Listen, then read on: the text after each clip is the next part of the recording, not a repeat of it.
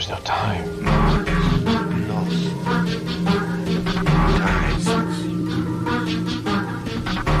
Times.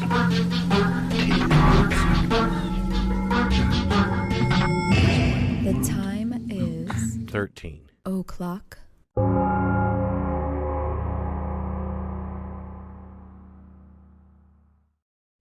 Hey, you guys, it's Friday. Yeah, everybody's jacked about this topic. This is going to be an interesting topic.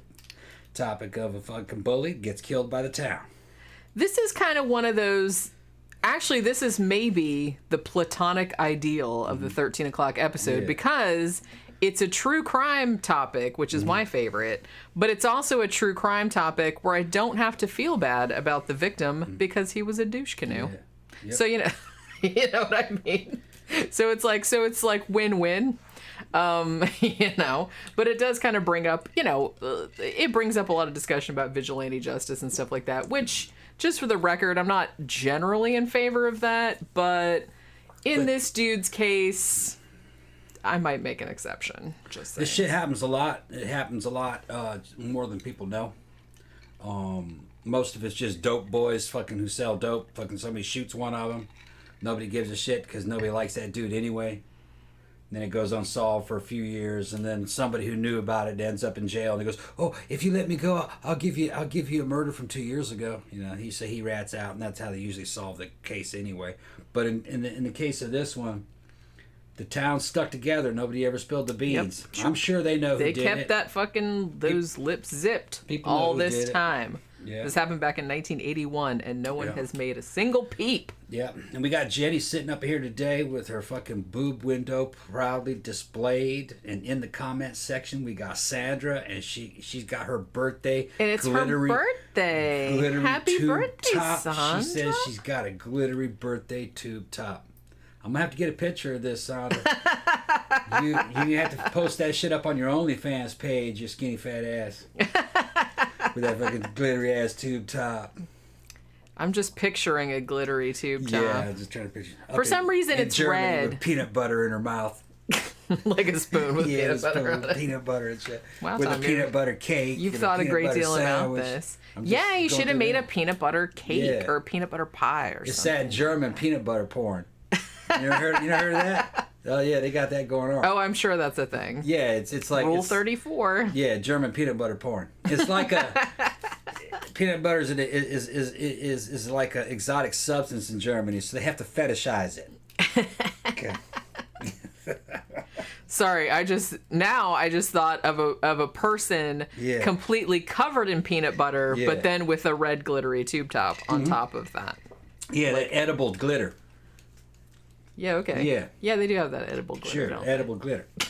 Popular at the gay clubs. Just ask Zach. He's eating 10 pounds of fucking gay glitter. Gay glitter. Yeah. The whole inside of his stomach is like, your stomach lining is like all glitter and fabulous. Yeah. I thought I saw his name just a second ago. Yeah. Rolling around on the club floor and all that damn glitter. Glitter and baby oil. Man, glitter. Yeah. Edible glitter. Don't people call glitter like the herpes of the art world or the craft world because it gets everywhere and you can't get rid of it? Yeah. Well, because I might have told this story before, but when I was a little kid and I was living in my grandpa's house when my uncle was still living there, like when he was still young, and he had made this really kick-ass Halloween mask. It was a dragon, and he had made it, and it was like a full bot down to here. Yeah. And he made it out of paper mache, and then he covered the whole thing with glitter, like green and red and everything like that. And that thing was it was so scary that when I was little, I was like, I wouldn't even go upstairs because of it. But for literally 20 or 30 years after that, we were still finding glitter stuck on the floorboards and stuff. Yeah. Shit got everywhere. Yeah. Everywhere. So today, Sandra is 52. Really? Yeah, she's 52 today. Wow. I've decided. Oh, you just made that up. Of course, I don't know how old she is. She doesn't talk to me on Facebook. She's talking to Esther on Facebook. Zach says he's never fucking had any of that glitter on him. Fucking, you know.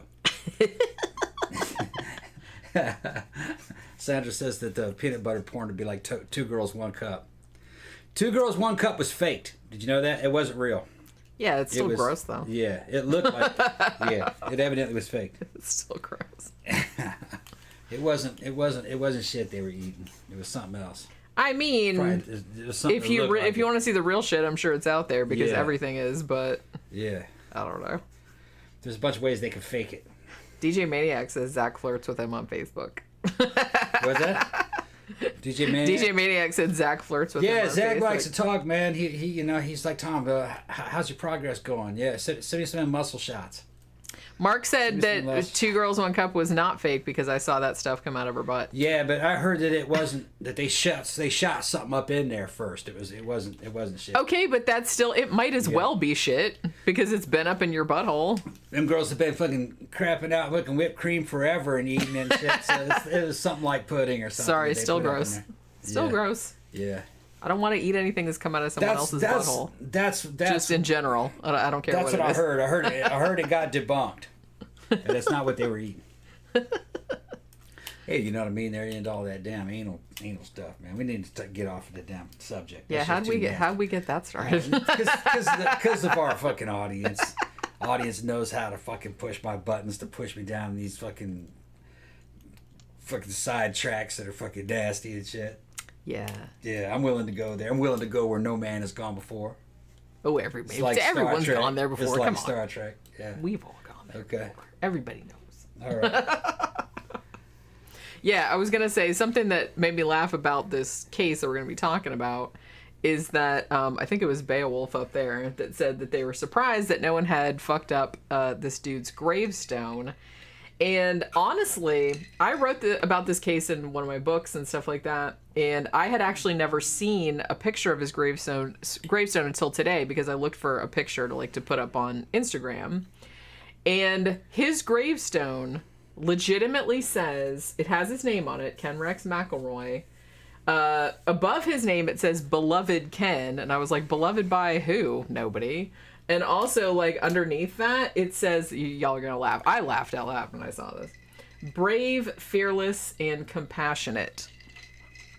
I don't know who paid for that gravestone, but I'm pretty sure that they did not know this Family members that disagreed. I guess. They wanted to protect his reputation. They didn't agree with what people said, you know. I wasn't there. We just had the story as it was given to us. I kind of feel like, though, if a whole entire town just wants to put you down like a rabid dog, then maybe, allegedly, you're a giant gaping asshole. Just, well, you know. They're not going to put that on a gravestone. Although, how funny would that It'd fucking be? It'd be real funny. Here lies my brother. Dude was a dick. What a fucking jackal. What a fucking dick. Yeah. He had it coming. Please, somebody... Yeah, see, that's what somebody should have put on this gravestone. That's what they would put on there in the 1800s on a Wild West gravestone. Would be something like that. See, I kind of feel like that would be awesome. Yeah. If that tradition would come back again. Yeah, be like here lies Two Gun McDillan. You know, he deserved every bit of it. I mean, some shit like that. That would be suffer, bitch. Yeah, he deserved every bit of it. You know. I mean, his time ran out. I get that mostly it's family members who presumably loved this person paying for the gravestone, and there's probably some social pressure involved too. But how fucking funny would it be if there was just this irredeemable shitbag who everybody hated, even his entire family, and then when he died, it's like everybody just agreed that on his gravestone will just be like, you know, R.I.P. whatever his name was, fuckface. You know what I mean? Or just like something like that. That would be so funny. Please, somebody tell me, there has to be, in this wide world of ours, there has to be something like that, where some family just all got together and said, we hate this person. Because I kind of feel like, particularly in the West, I feel like there's kind of a thing where, after a person's dead, you're not really supposed to say anything bad about them because they can't defend themselves and stuff. And I'm just like, well, I don't know. To a large extent, that's true. And like I said, even as bad as some people are, they still have at least one person maybe somewhere that loves them. So, but I don't know. I kind of have a thing too where it's just kind of like, if you suck enough, I just kind of feel like no one should feel obligated to talk nice about you even after you're dead. you know? Yeah, got a super chat. Thank you, TB Driggers. I'll pay for the tombstone if Tom does that for his. Yeah. Dude had it coming. The thing is, though, is that, you know, in the American Old West, well, also known as the Wild West, in the towns, it was, for the most part, pretty safe in most of the towns. There was a couple towns that had a real bad reputation, but they weren't there for very long. It was still the Victorian era. And the Victorian era, they kind of had a very dark sense they had very dark sensibility when it came to funerals. You know what I mean? They didn't shy away from death imagery, skulls on stuff. Yeah, you know? why do you think goths love Victorian shit so much? And because that shit's morbid. Yeah, they were like that. They were like, this bitch is dead. Dead. Down in the goddamn ground, dead. You know, they were like that. But the Old West was had a certain amount of practicality, and it was mostly young guys. So the worst thing that could ever happen to you, say like out west, was to not be buried. You're just killed and left on a field. You know, the animals eat So you. the crows that eat your face. The second worst thing would just be buried in an unmarked grave, which a lot of outlaws were buried in unmarked graves. Fuck those dudes. Criminals, you know. Because no one would care. Yeah, but some guys were buried in proper Christian burial, and evidently it was kind of they would mostly just put passages from some poem books or something from the Bible, and maybe like a little quip, you know, about him, something about him. But it wouldn't surprise me if they if you found badasses that came from Money and his friends from his team buried him and said something, you know. I'd have to look up. I'd have Said to look something into sideways. Said something sideways. I like about him. snarky. Yeah, I'd have to dig into it. Victor getting into it with yet another Eddie Izzard reference. Wherever he falls, there shall he be buried. Yeah, I see that. I seem to remember.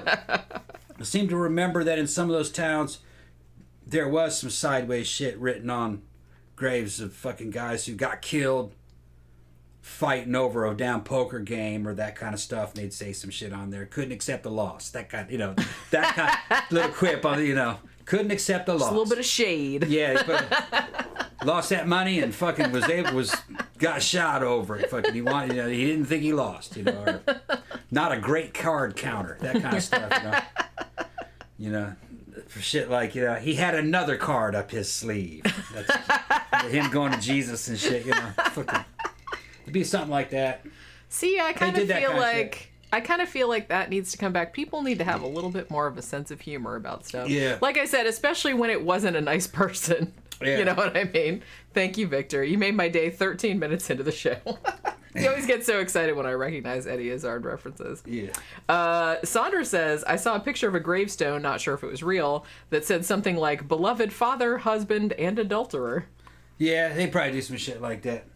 That's what, yeah, like, you know what I mean? If you found out, like, after your husband croaked, yeah, that he had been fucking around on you, I would totally do something like that. Yeah. Because that's the kind of bitch I am. But, yeah, I could see a pissed off woman doing that. So, you know, that's probably real. Esther said, I want gargoyles and a horned hand on my tombstone. We see back in the olden days, you know, it's hard to tell who was married to who.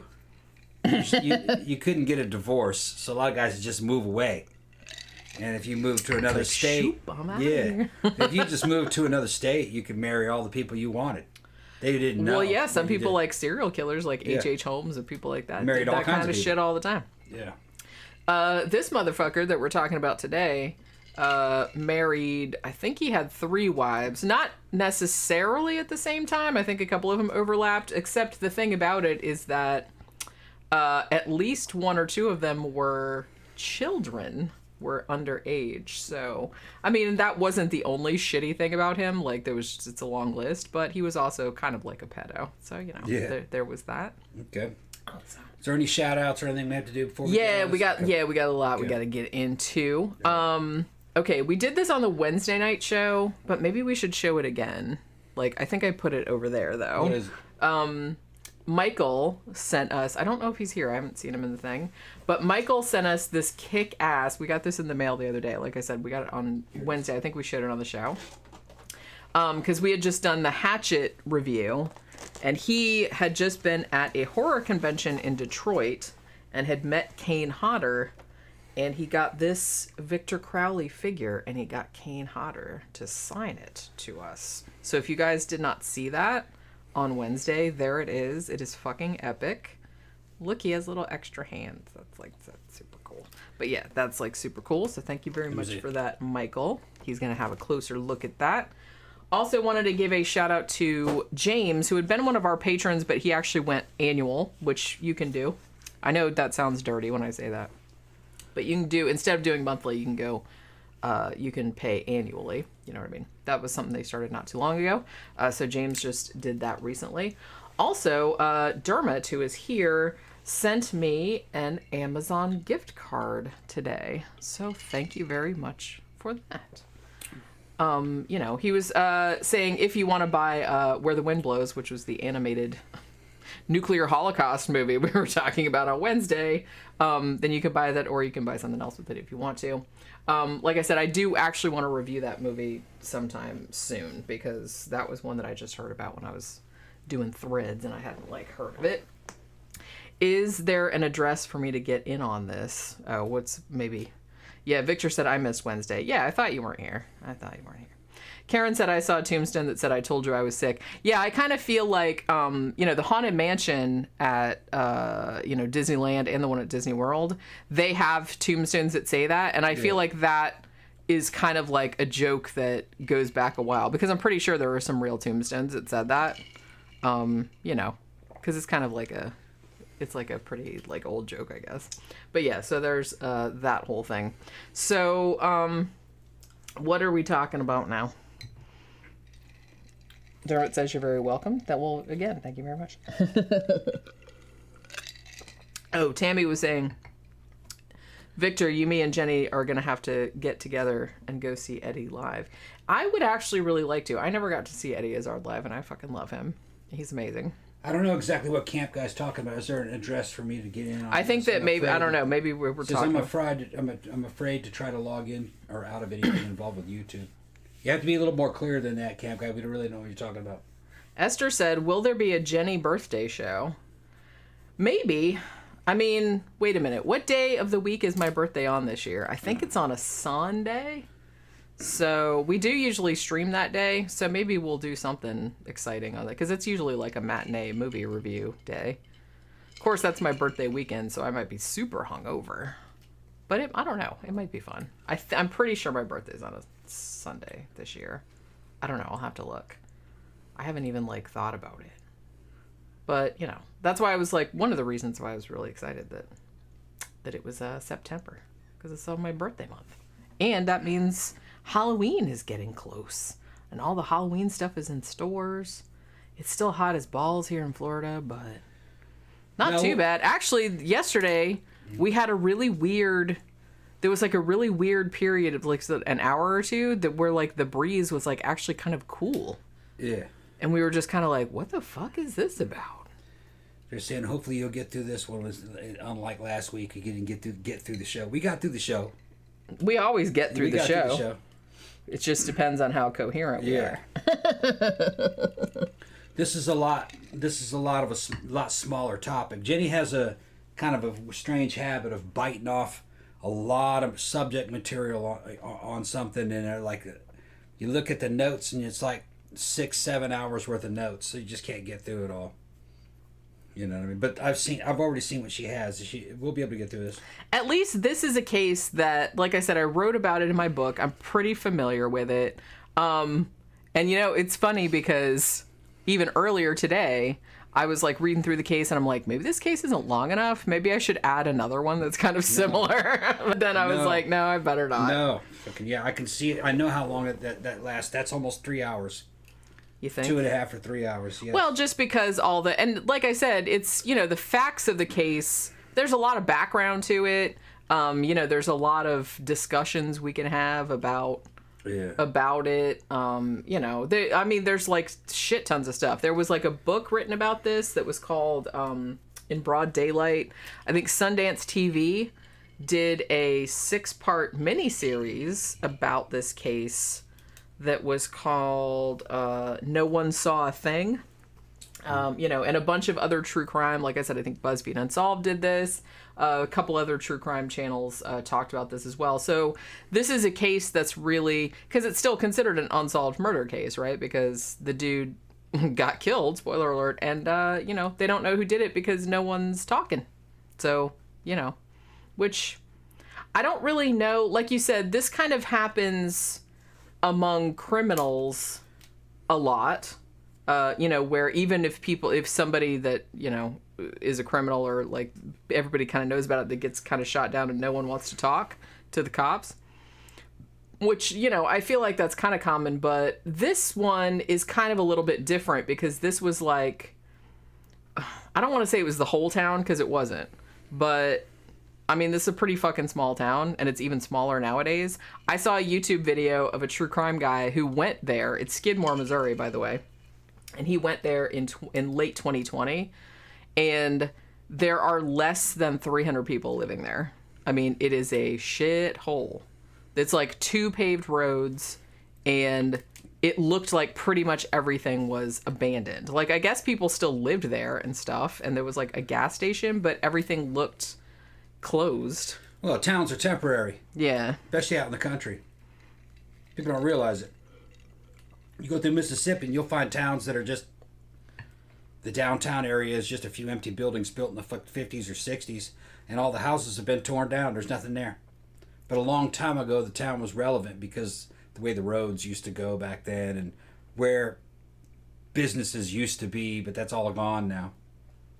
I mean, though, even like this particular town, even when this shit went down back in 1981, there were less than 500 people living in this town. So it was always, so it was like a dinky, tiny little town that everybody knew everybody, even back then. Which in a way was kind of how this dude could just like run roughshod over everybody. Yeah. Just because he was such a giant asshole and What's the state again?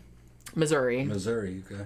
And didn't have any compunction about, you know, threatening people, shooting people, you know, threatening cops. It's like he just thought he could do whatever the fuck he wanted. Well, he did for a while. And he did for a long time. And, you know, no one could do anything about it. So, like I said, in a way, like, I'm not a big fan of, like, vigilante justice. But in this case, I kind of feel like go townsfolk. Yeah. Honestly, this dude was, like, such a fucking shitbird.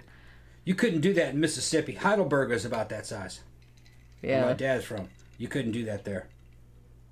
I don't know if you could do it now. I don't know if you could do it in the 80s, but you couldn't do that in the 80s in Mississippi. And nothing dramatic would happen. You would just vanish. That's what would really happen. I mean, they'd probably just like feed you to the alligators. They'd never find you. That's what I would do. Yeah. And it wouldn't be anything dramatic. They would just know where you walk, where you go, and then, you know, somebody would know what your routine was. They'd get up in the bushes with a .22 rifle and wait for you to pass and pop you in your head. You can't hear those from very far. Then you drag the dude away, put him in a trunk, just dump him somewhere. They'll never find him. Like I said, dump him in a swamp. Yeah. Alligator eat him. You don't even have to be that creative if you're out in Mississippi. You do it on the side of the road. The next day the animals will get him. Because there are roads where a car goes down it maybe once a week. Yeah. You know what I mean? And if you're not talking about a hot teenage girl, they're not going to be looking for the dude. True. It has to be a high-value person. If it's a low-value person. Well, it has to be somebody that people are looking for, that people actually kind of care about. They care about kids and young, attractive women. That's what they care about. That's the grown men, they don't give a shit. The family man, maybe. Especially if he has money. Well, like I said, it depends on... Because there have been a lot of, like, kind of unsolved murder cases. Like, I wrote about a bunch and disappearances and stuff of, like... 18 to 25-year-old that had, families and shit like that. Yeah, they were looking for them. Yeah. And family men that had wives and kids and stuff, obviously. But like I said, it's more, do you have anybody that cares about you and knows your whereabouts? And that is kind of like, it's kind of sad, and we've kind of talked about this on some cases, especially where, serial killers whose victims are largely like sex workers. Some of those young women... maybe their families do care about them, but their families don't know where they are because they've just kind of like vanished off, or they ran away or something like that. Yeah, and they're not sex workers per se. They're more like bums.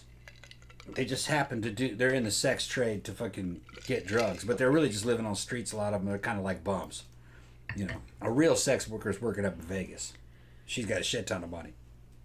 You know, fucking. So it's not quite the same situation. He's not killing them because they're sex workers per se. He's killing them because he has access to them. Well, yeah, that's exactly why. And because they're bums. So when they go vanishing, nobody thinks anything because they just think they moved away. And that's what happens with a lot of men. Well, that's what I mean, because... Man never comes back, and the cops are like, well, he must have skipped town. Well, if people... I mean, if a certain, demographic of people are kind of known for just taking off... Yeah. Whether it's sex workers, whether it's, grown men without any attachments, then no one's necessarily going to be like monitoring their movements or wondering where they went. Yeah, so... the reason why they don't look for them a lot of times is because they don't suspect murder. They just think the dude fucking left. Yeah, exactly. Exactly. And they just don't know where to start even looking for the person. Yeah. So it's not quite the same situation. Yeah. Now, 16-year-old girl comes up missing. They think, well, maybe she's out at her friend's house. She ran off with a guy. The family's fucking worried. No, where is she? They look for her, and then 3 or 4 days later, the cops are like, yeah, somebody must have nabbed her. Yeah. But then they're searching for a body at that point. Yeah, sadly. Most of the time. After 48 hours. But a lot of times, they don't even know where to look. They don't even know where to start looking. They just wait till she turns up, which a lot of times they eventually do. Well, not all the times. But... like I said, and we've talked about a lot of the serial killer kind of cases on here, too, where... If you have a serial killer who, for example, is a truck driver or somebody that travels along and, just picks up random girls just walking home from school or walking or hanging out somewhere and just picks them up and then dumps them somewhere else, it's like there's no connection between, perpetrator and victim. There's no connection between the location where the body was found and the location where the person went missing. So it's much, much harder to solve that shit, and sometimes it takes like years and years and years. It's gotten better now that they have like DNA and they have like a nationwide database and stuff, but it's still a bitch if you don't really know where to start looking. Xanada said, I would fake my death and skip town for sure. Yeah, well, I know a lot of people would. People have done it, especially if they owe money or if they have a wife they're trying to get rid of. Yeah, I mean, if they get into a situation where they think there's no other way out of it, and they're just like, I'm just gonna fucking I'm gonna disappear. Yeah, it's happened. I mean, harder to do nowadays. Right. I kind of feel like that was everything's electronic now, and you can't start it. It's easy. It's hard to start a new identity and stuff. So it's not you need to start stashing some cash away, because that's one of the first things they're gonna do if you go missing is check your fucking credit card and ATM. Yeah, you can't use any of that. They'll be able to track you. That's what I'm saying. You need to have cash money. Yeah. Victor says here in Texas they'll feed you to the chupacabras. Yeah. And then Sandra says you had to take him out, talking about Ken McElroy, sorry. Yeah. He was like a dog with rabies. Yeah, and actually he has been compared to that. I think one of the townsfolk also compared him to a gangrenous leg. Damn. That you had to cut off. It's funny that he lived as long as he did doing what he was. They were actually very tolerant of him. That's what I'm saying. I kind of feel like for a time, I get they were afraid of him. I get that he wasn't perhaps up in their grill 24/7. Yeah. He was just a kind of a nuisance, but then it got worse and worse and worse until he was just intimidating people. And then, I guess they let him get away with shit for a really long time. And finally, they just fucking had it. They just had it. Yeah. And it was mostly because the legal system was not really... he had a lot of kind of outs, and he had a lot of... A thing that he would do, he had a lawyer from Kansas City that he said was a lawyer for the mob. I don't know if that's true or not. But was really good at getting him off on charges. And he would do the whole intimidating jurors type of thing, intimidating witnesses type of thing. And everyone was scared of him. So he ended up getting, even though he was indicted for shit tons of stuff, he hardly ever got convicted. And and that was bad enough, but he also kind of went around bragging about it. Essentially, I can do whatever I want to, and no one's going to do anything about it, because for a long time, nobody did do anything about it. That's amazing that he went on that long. We haven't heard the story. I know the basics of it. I just think it's amazing that he was able to pull this off as long as he did.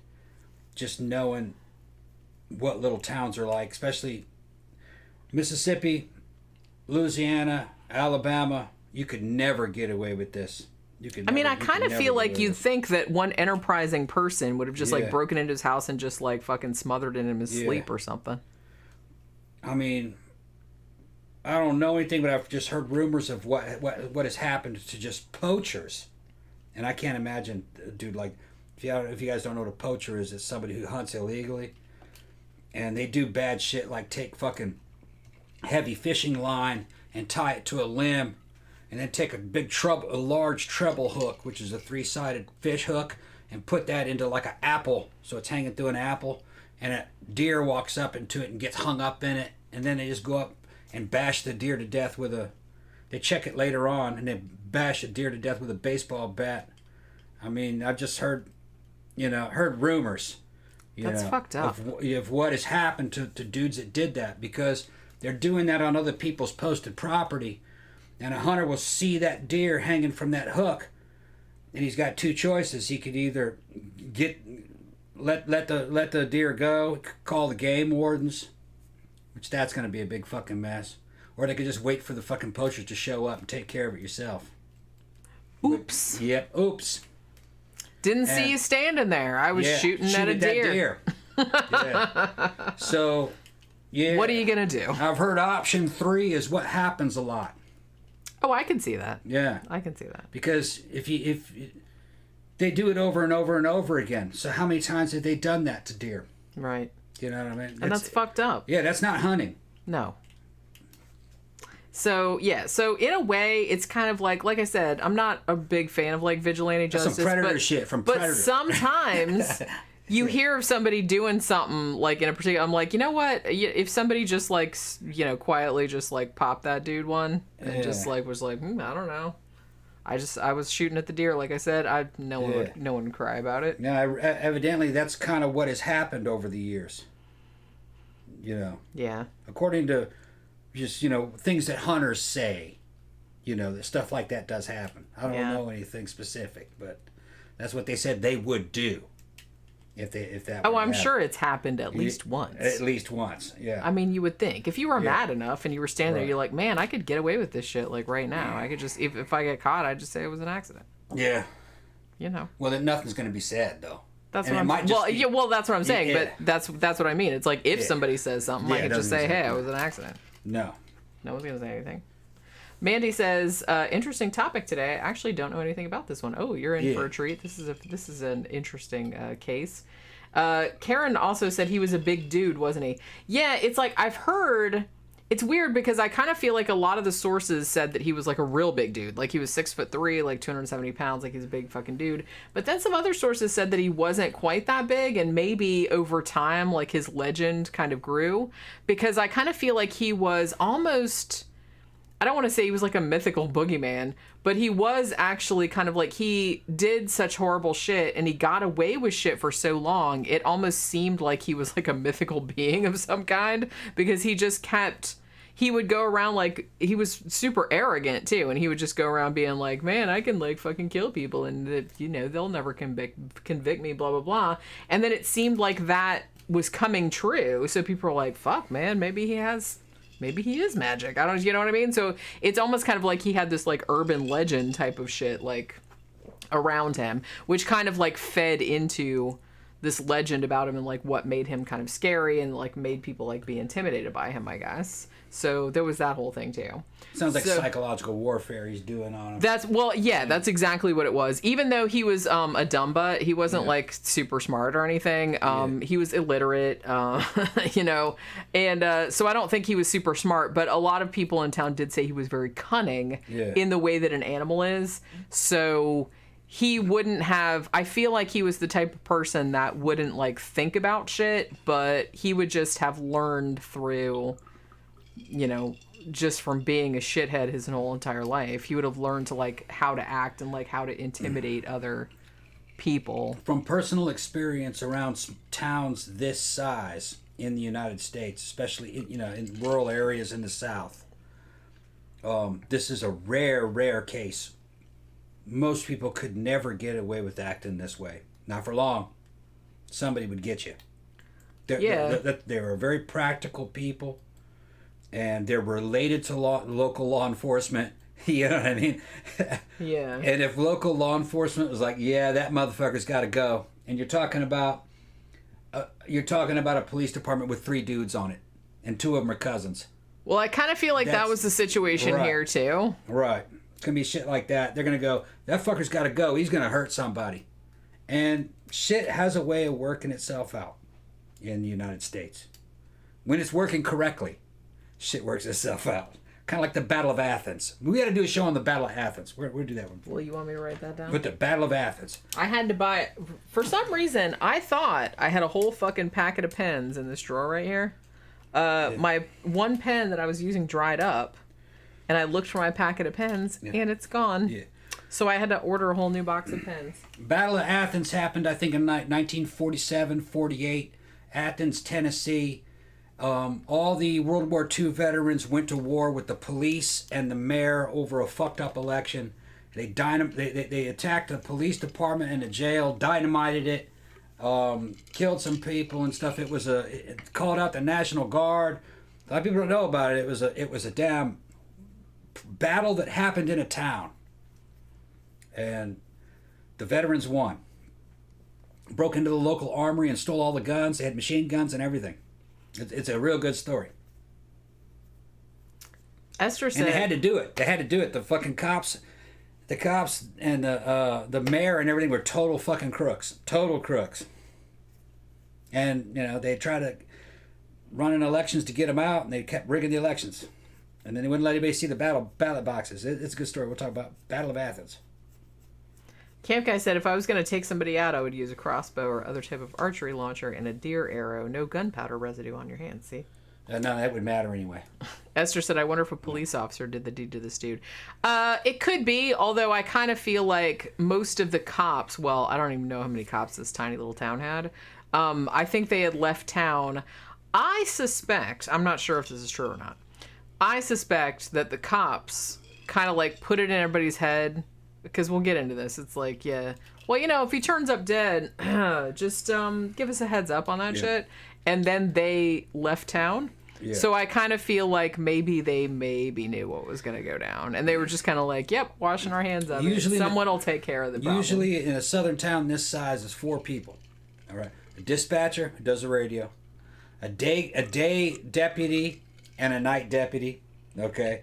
And then the sheriff. So 3 cops and a dispatcher. That's usually what it is. A day cop and a night cop. Well, yeah. Like I said, this is a tiny town. Less than 500 people when this happened. Yeah. The town now is less than 300 people. I think the population, at least in 2020, was 260 people, I believe. Yeah. Like I said, I saw a video of it. It is literally 2 paved streets. Yeah. And everything, like, you can kind of see a couple houses in the background, but, like, all the stores and, like, gas station stuff all look abandoned. And then no one was driving around. No one was walking around. It doesn't look like anyone lives there. Yeah. I'm sure, like, people still do, but it doesn't look like it. And they're all on call. So if something heavy happens, the guys who are off duty, like the other 2 guys, they all take their cop cars home, So they spring into action if anything happens. But boing! There's usually only 1 cop and the dispatcher. And then they might have a couple of auxiliaries, which are kind of like part-time cops. Back in the days, they would have been considered like the posse,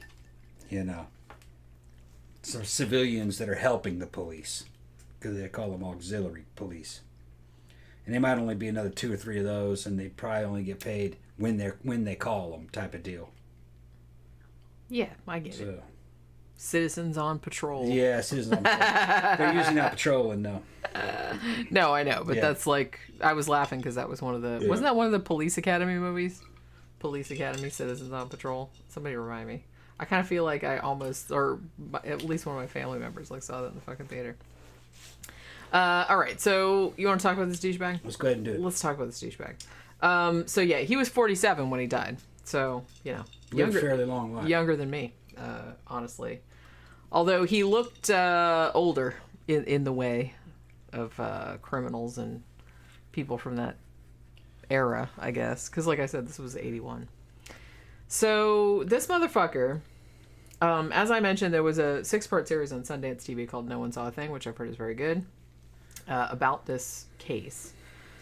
So this guy was born in 1934. Now, he was the 15th of 16 children born to Tony and Mabel McElroy, who were tenant farmers who had moved from Ozarks, Kansas, shit like that. They'd finally settled in Skidmore, Missouri. Who the fuck names a town Skidmore? We'll never know. That was probably like, seriously, that's all I can think of is like somebody's gross underwear. Damn. Is what I'm thinking.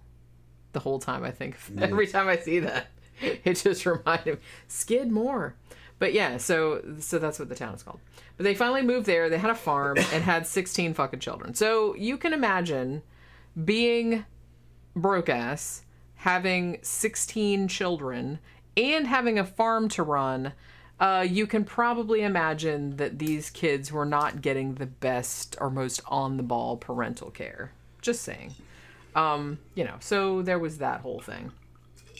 Although I will say that at least this child, I don't know about his siblings, maybe they turned out okay. You didn't really hear about them. Whole town didn't want to kill the rest of his siblings, so I guess they were all right. But he honestly seemed like a shithead from a pretty young age, gonna say. He never really learned to read.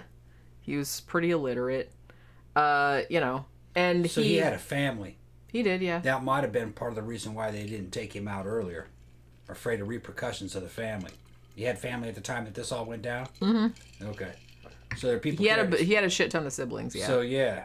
Although, like I said, I've never really heard anything talked about, like, his siblings. So I don't know how... Maybe they hated his ass, too. I don't really know. Yeah, it wouldn't matter. Wouldn't matter. Just that he wasn't by himself, so... Take him out and you're kind of hurting his siblings in a way. Yeah, and you can see, like, because it wasn't a situation where he was just some random fuckhole that had, like, moved to the town. Right. And came in and started swinging his fucking tiny dick around. So he was kind of from a family from that area. Yeah. So he was what they would call kin, in a way. Yeah. So... Yeah, and like I said, this is a very, very, very small town. So that afforded him a little more tolerance. Even though he was an asshole. Yeah, they were like, what will his, siblings think? If we take this fucker out, oh man, his siblings would come down on us. You know what I mean? Well, see, that's why you have to make it look like an accident. Right. Yeah, but then that's first degree murder. And, you know what I mean? That's not really an average style. And, you know what I mean? Now you have to fucking start plotting and planning and... I'm honestly surprised more people, if you live in a state where there's mountains, I'm actually surprised more people don't just like, boop, just like push people off a cliff. Because you could totally say that was like an accident, right? Yeah, but you're talking about a rural area, it's more likely that they would want to deal with this in hot blood, not so much cold blood. You know what I mean? That he has to do something to incite something and you are defending yourself. That's more of an ideal situation for that culture.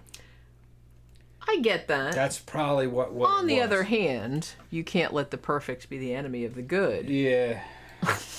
You know what I mean? Yeah, but there's fucking country morality involved. Yeah, I get that. So it has to be something done in hot blood. That's what they're doing. Yeah. Now I'm seeing it. Right. Okay. Sheila Ann points out, didn't he have some kind of head injury as a kid? Yeah, later on, and this is kind of something we brought up a lot on the serial killer shows too, because this is not all serial killers, not all psychopaths or whatever have head injuries, but a lot of them do. And we're not entirely sure. One of the stories he told, I think he told the story of that he had, he fell off a swing or something like that. Or off a hay wagon or something, and it like busted his head open. But then there were also conflicting reports that he had been working on a construction site and like a steel or a concrete thing like fell on his head and kind of like busted his head like when he was younger. So did he have any time in a coma or anything? I don't know. I'm not entirely sure about that because, like I said, this is not like super confirmed, but a lot of sources did kind of say that he did have a head injury of some kind when he was younger. He sounds like the kind of guy that maybe had repeated mild head injuries, which that can accumulate. And that is, positively correlated, let's call it that. Fighting all the time. With lack of impulse control, aggression, right. Failure to control your actions, that kind of shit. So that definitely could be a factor, sure. Yeah, sounds like a guy who just got in a lot of fist fights, had his brains rattled, makes you meaner and meaner. And if you don't give it any time to heal up, and it could take a long time, then you can get worse. And Esther asked if he was abused as a child. I don't know. Not that he ever said, not that any source I saw ever said. I'm extrapolating that just because his parents were so poor and because they worked on a farm and because they had so many children, and he was like the penultimate, the second to last one, that it might have been a case of just like they didn't really give a shit or they neglected him. I don't know if that's true, but I'm just assuming. Most heavily rural, kind of Southern-esque country upbringings are not violent. Most of them are very chilled. Not a lot of work. It depends on the situation. Working around the house, they got a fucking garden out back, eating watermelon. A lot of fun, usually. They tend to be very chilled out. So I wouldn't really... If you have a big family like that, it's more likely that he was kind of a spoiled brat. He could do whatever he wanted. He was not. Or he was just not supervised. Not supervised. He could just like run. You go out in the woods and fucking you're constantly just kind of like feral. No structure, no discipline. That's probably what it was. I'm kind of leaning more toward that probably being the case. Yeah, and then, you get into fights, and you slowly just kind of evolve into a damn country badass. What they're talking about is Merle Dixon. Essentially. Remember Merle Dixon? Yo, pal, Merle. Yeah, a situation like that. Except many times worse. Yeah, much worse. I kind of liked Merle. Yeah, Merle was actually deep down was an okay dude. Yeah, this dude came from a. I kind of feel like deep down he was still an asshole. You know what I mean? I don't think there was any redeeming kind of shit down in there anywhere. So as I said, he did very badly in school. Not a surprise. He dropped out of school when he was 15. He had already started doing like petty crimes and shit like that by the time he was 13. So the cops were already well aware of like this little troublemaker, even when he was a little kid. So he drops out in the 8th grade and goes into a life of petty crime, right? As you do. Like I said, he couldn't really read and, had a real bad reputation around town. Now, he started out with kind of petty shit, thievery, arson, shit like that. But as usually happens in these situations, as time went on, he got more and more violent. And it ended up that he had like 21 different indictments for different things. This was like assault, getting into fights, whatnot. Child molestation, that was another big one. Statutory rape, actual rape. Now, how old was he when he was doing this? Just from the ages to like 15 into his like 20s. He started out doing that shit. Well, he started doing petty shit when he was 13. Yeah. But it kind of just went on. See, he's not mature and he's not developing on normal lines. He's basically Jungle Boy. He's big time. Boy. Yeah. And he has a kind of thing where I kind of feel like I was watching like a video that was like a psychological breakdown of him, and he seemed to really have like some narcissistic personality shit going on. Yeah. Or where he was very self-aggrandizing. Well, he was the baddest motherfucker in the jungle. He knew. Yeah. It's not like he's in New York around a whole bunch of fucking people that he can compare himself to. He's just the baddest motherfucker in that town. So of course he's in this town of less than 500 people. Yeah, so he's a fucking king on his own pedestal, And he really, really did have the he really did seem to have the mindset that he could just do whatever the fuck he wanted to. Which in a way, like he could. That's happening, yeah. It was like a self-fulfilling prophecy in a lot of ways. He's feral. Yeah. Yeah. I kind of, that's a good word. I knew dudes like this. He's feral. Yeah. Yeah. Sheila says, why wasn't he in reform school? I wonder that too, Why honestly. would they put him in reform school? I just feel like maybe they didn't give a shit back then. Yeah, this was the 30s and 40s. Yeah, 30s and 40s you're talking about. Out in the rural Missouri. No. I don't really think anybody's like, yeah, just fucking whatever. Just let him like fucking the whole run concept around. of those, okay, my dad's side of the family came from this same type of environment, the Mississippi version of it. the concept of government agencies or anything outside your little tribe. No, fuck no. You don't bring outsiders into your troubles.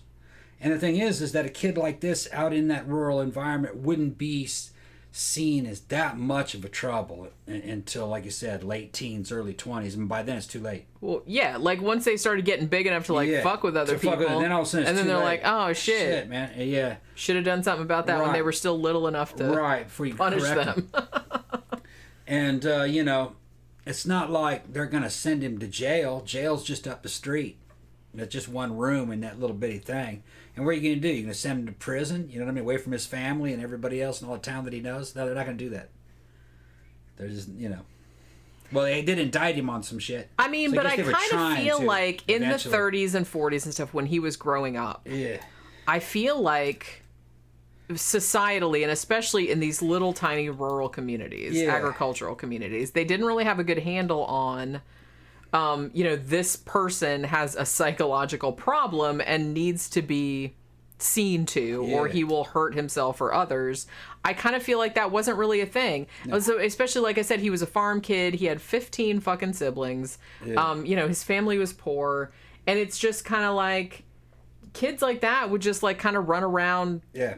And no one would really do much of anything about it. Like I said, it's a pretty small town, so the impact that he was able to have was minimized to some extent because the population was small. Yeah. But it just wasn't something that was thought of back then, I feel like. Okay, well, here's an example. My dad's best friends, my dad's best friend, they grew up together.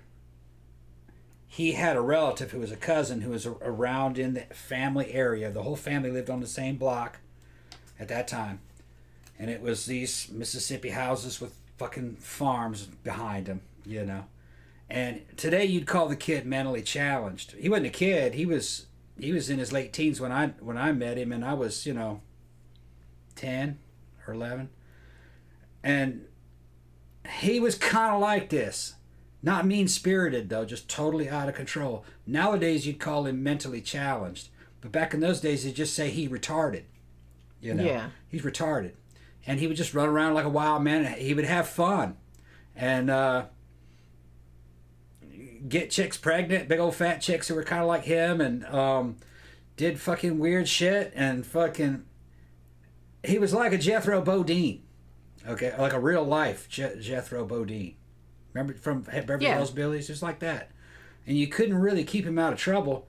But it's not because he was mean. It was just because he was dumb. He was stupid. Fucking dumb. And he didn't know any better. Yeah, just real dumb. Real super dumb. Well, the thing about this dude was that he was dumb and mean, which is a really bad combination. Yeah, no, the guy I'm talking about wasn't mean, but he was basically feral, you know what I mean? He'd walk around without shoes or walk around without shirts and just think that was appropriate and just try to go into a fucking store like that, or and this is before Walmarts or anything. We're talking about the 70s and the early 80s, and he just couldn't. And society was advancing, but he wasn't. Yeah. And he's evidently still like that. He's an old man now. Yeah. But living on the outskirts of fucking towns and shacks, basically, just like that. I don't have a problem if those people don't cause any trouble. Yeah, you can cause any trouble, but I see where this is going, and I can imagine what kind of dude this is.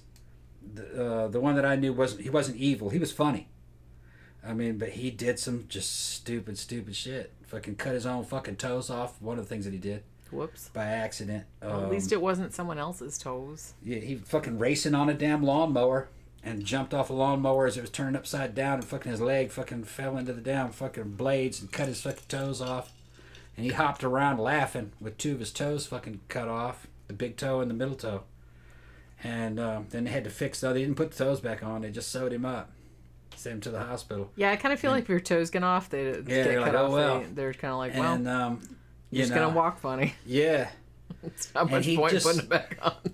Walk around fucking with a fucking fifth of fucking tequila and shit, and fucking, you know what I mean, and be drunk in public, fucking in the daytime, with his fucking 500-pound girlfriend. And, fucking... She probably wasn't 500, probably about 300. Was he 200. happy though? Oh yeah. Oh yeah, he was okay. having fun, yeah. And he'd tell you all kinds of stories that didn't make any goddamn sense. He's making the shit up, you know, and couldn't read or write, and you know, his mom had him when she was, you know, in her late 40s, and he just came out like that. He just came out. He came out like that, yeah. Came out a little bit fucked up. Yeah. A little bit fucked up. Yeah. Thank you, David June. Yeah, he's he fucking funny. So he I gave can us money imagine for this. happy. I can He said imagine happy this. birthday, Sonder. Yeah. Yeah, but like I said, you know, to an extent that's true. But this Yeah. dude was also a shithead, Yeah. and he knew that he was a shithead. He enjoyed being mean. He enjoyed being a bully. He enjoyed picking on people, Right. and everyone that knew him said that he was dumb in a sense that he couldn't read and shit like that, but he was also like really cunning in the sense that he knew who was weak and who he could pick on, and he kind of knew how to get his way type of thing. So he wasn't that stupid. Right. You know what I'm saying? Yeah, so he's not exactly like what I'm talking about. Yeah. But the dude I was talking about, he was basically feral. Yeah. Yeah. This dude had like half that, Yeah. but then half just kind of like evil. Okay. Yeah. And like I said, he really seems like he had no redeeming qualities at all. Yeah. Even though it's weird because I watched a lot of documentaries about this, and a lot of the documentaries are talking about how he fathered all these children and stuff like that, so women must have found him charming. I'm like, did you not read the part where he was kind of like a rapist? I was like, did these women necessarily have a lot of choice in the matter? And honestly, like a lot of the girls that he went after were like 12. So how much fucking consent could they really give type of thing? You know, we'll get into that in a second because that's kind of like a big part of like what happened to that asshole. I'm gonna get another drink here. Yeah, I kind of need one too. I'll Actually, top just top it up. Yeah. Gramthars Hammer says, in my experience, most criminals were slightly lower than average intelligence, and most cops were slightly above average intelligence, which is why we usually won. Yeah, I do kind of feel like the myth of the super intelligent serial killer, maybe that started with Hannibal Lecter, I'm not entirely sure, but I kind of feel like people, I know, and it's a cool fictional story, but most serial killers are not really all that bright. The only reason they don't get caught for a long time in some cases is just because they choose victims that, like I said, are vulnerable or aren't being looked for. You know, it's shit like that, and it's more that than them being smart. That's all I'm saying, because a lot of them are really not all that smart. So like I said, this dude started his little criminal career at least 13. They know that. Maybe earlier. I don't really know. But so he just go like assault, like I said, child molestation, which came a little bit later. Statutory rape, which again came a little bit later. Arson, which is one thing that he started doing when he was young, just burning shit down. Burglary, probably one of the first things that he started with also. One of the things that he would do, he was really into stealing grain, gasoline, like he would, steal gasoline out of cars or out of people's, barns or whatever.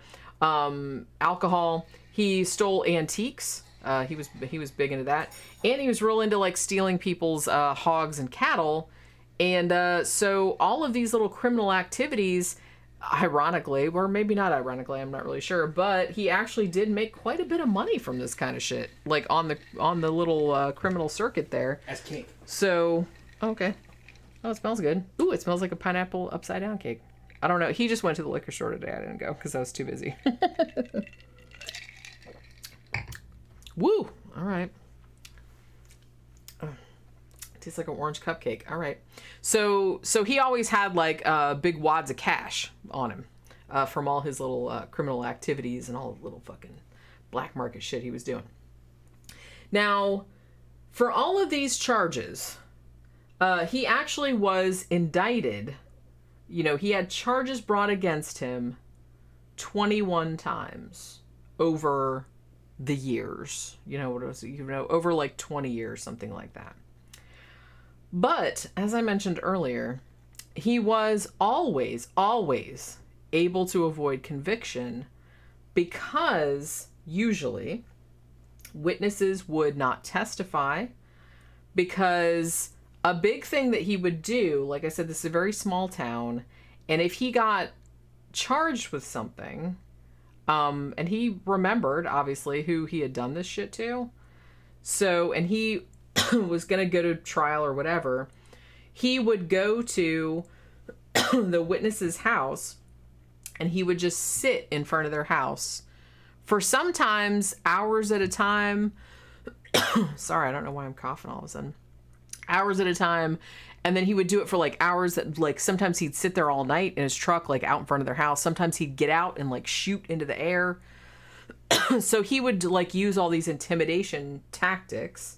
He would follow them around, shit like that, for like a really long time, so that people were really reluctant to, testify against him, because they knew that he was just willing to, I hate to say, but he really did have a lot of resolve in his shitheadery, that he would just like sit in front of people's houses for like hours, weeks at a time, and like shoot guns in their yard and stuff, just to like intimidate them into not testifying against him.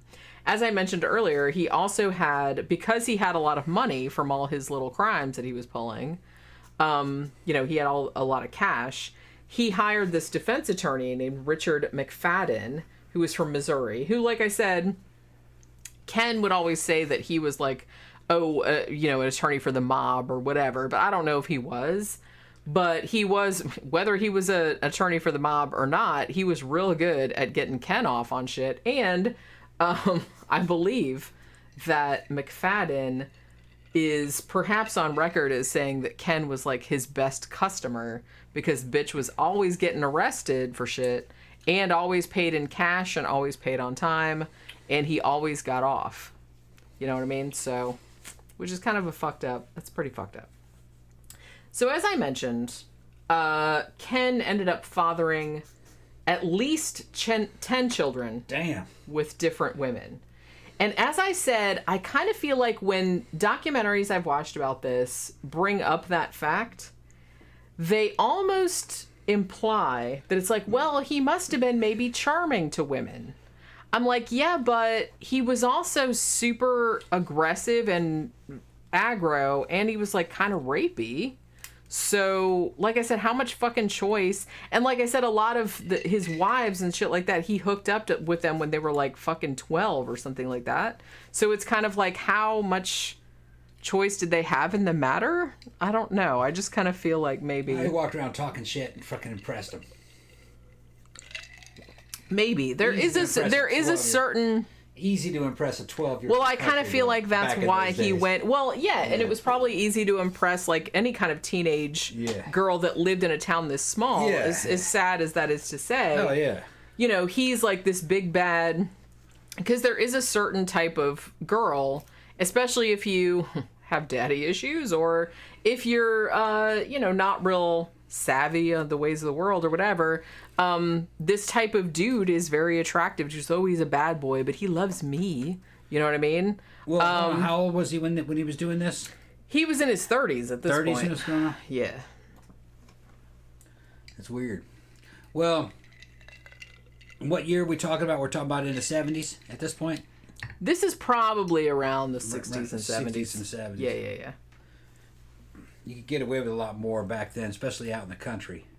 Yeah. The way it was. I mean, there's nothing to do out there. No internet. The 70s there wasn't even cable. So, you're dealing with very naive people. In certain ways. Yeah, and I think that really fed into this whole story. You have to think it's not like nowadays. You're right. Another thing is I remember the 70s and the 80s, visited my dad fucking Mississippi, and back in those days, the girls they were cute, man, real good looking, better than the girls in California at the time, just super cute. They're all gone now. Everybody moved to cities. MTV and cable television changed the South a lot, and the rural America changed them a lot. When they saw those music videos, like, oh fuck it, I got to get out of here. They left. Yeah. The best ones did. Well, that I kind of feel like now, particularly nowadays, that happens a lot in like those kind of small towns, because you know, what are you going to do there? Right. There's nothing to do there. No, it was, well, they drank and had sex. Well, yeah, that's all you could do. Yeah. And that's why, because like I said, even nowadays, like these little bitty towns, even now that we have the internet and we have like, you know, other outlets, but even now it's like when you see these kind of like communities have been like ravaged by, the youth are all on meth and stuff like that. It's always these little towns like this because no one has anything else to do. Right. There's nothing to do. Yeah. So it's kind of like, you can't blame the kids. Jesus Christ. They want some entertainment. Yeah. Yeah, and the whole drug epidemic, you know what I mean? That's in a way kind of like nature taking its course, like up in the Rust Belt. Huge swaths of the population just becoming decimated because they're just technologically obsolete. They were born to parents that were working these factory jobs that have now moved away to China. There's no reason for those cities to even be there anymore. So rot sets in, just like gangrene on a dying fucking limb of a creature. Well, there's a thing now where some cities, particularly ones where a lot of people, like younger people, have left, now that everyone's kind of going to remote work, a lot of cities are kind of trying to get people to move back there. So they'll like give you like a big, chunk of money, like to move there and like start your business up. In the city? In there. Yeah. Or, well, yeah, in like certain, it's usually like, rural, like southern community, stuff like that. Because they're trying to get people to move back in and like fix the houses up. Yeah. And you're doing remote work, they'll give you free office space, shit like that. Yeah. So they're trying to like redo the community. But that's like fighting an ocean, and trying to hold back an ocean. This goes back to some of the other shows I said I've seen the analysis, seen everything that's happened in a damn market. Cities are technologically obsolete because they're centered around office buildings. Well, I'm not talking about big cities. I'm talking about little towns. Well, yeah, I'm talking about the little future. towns. That's where the future will be. In the future, everything will kind of look suburban. It'll all just be spread out. Because it's more efficient that way. Dermot says they might flock to their little incel online communities now, right? Seriously, eventually we needed to do a show about fucking Elliot Rodger and all that kind of stuff. Yeah, it's going to be a good show. I got a lot to say about that. I put it in the poll like at one time, but it didn't win.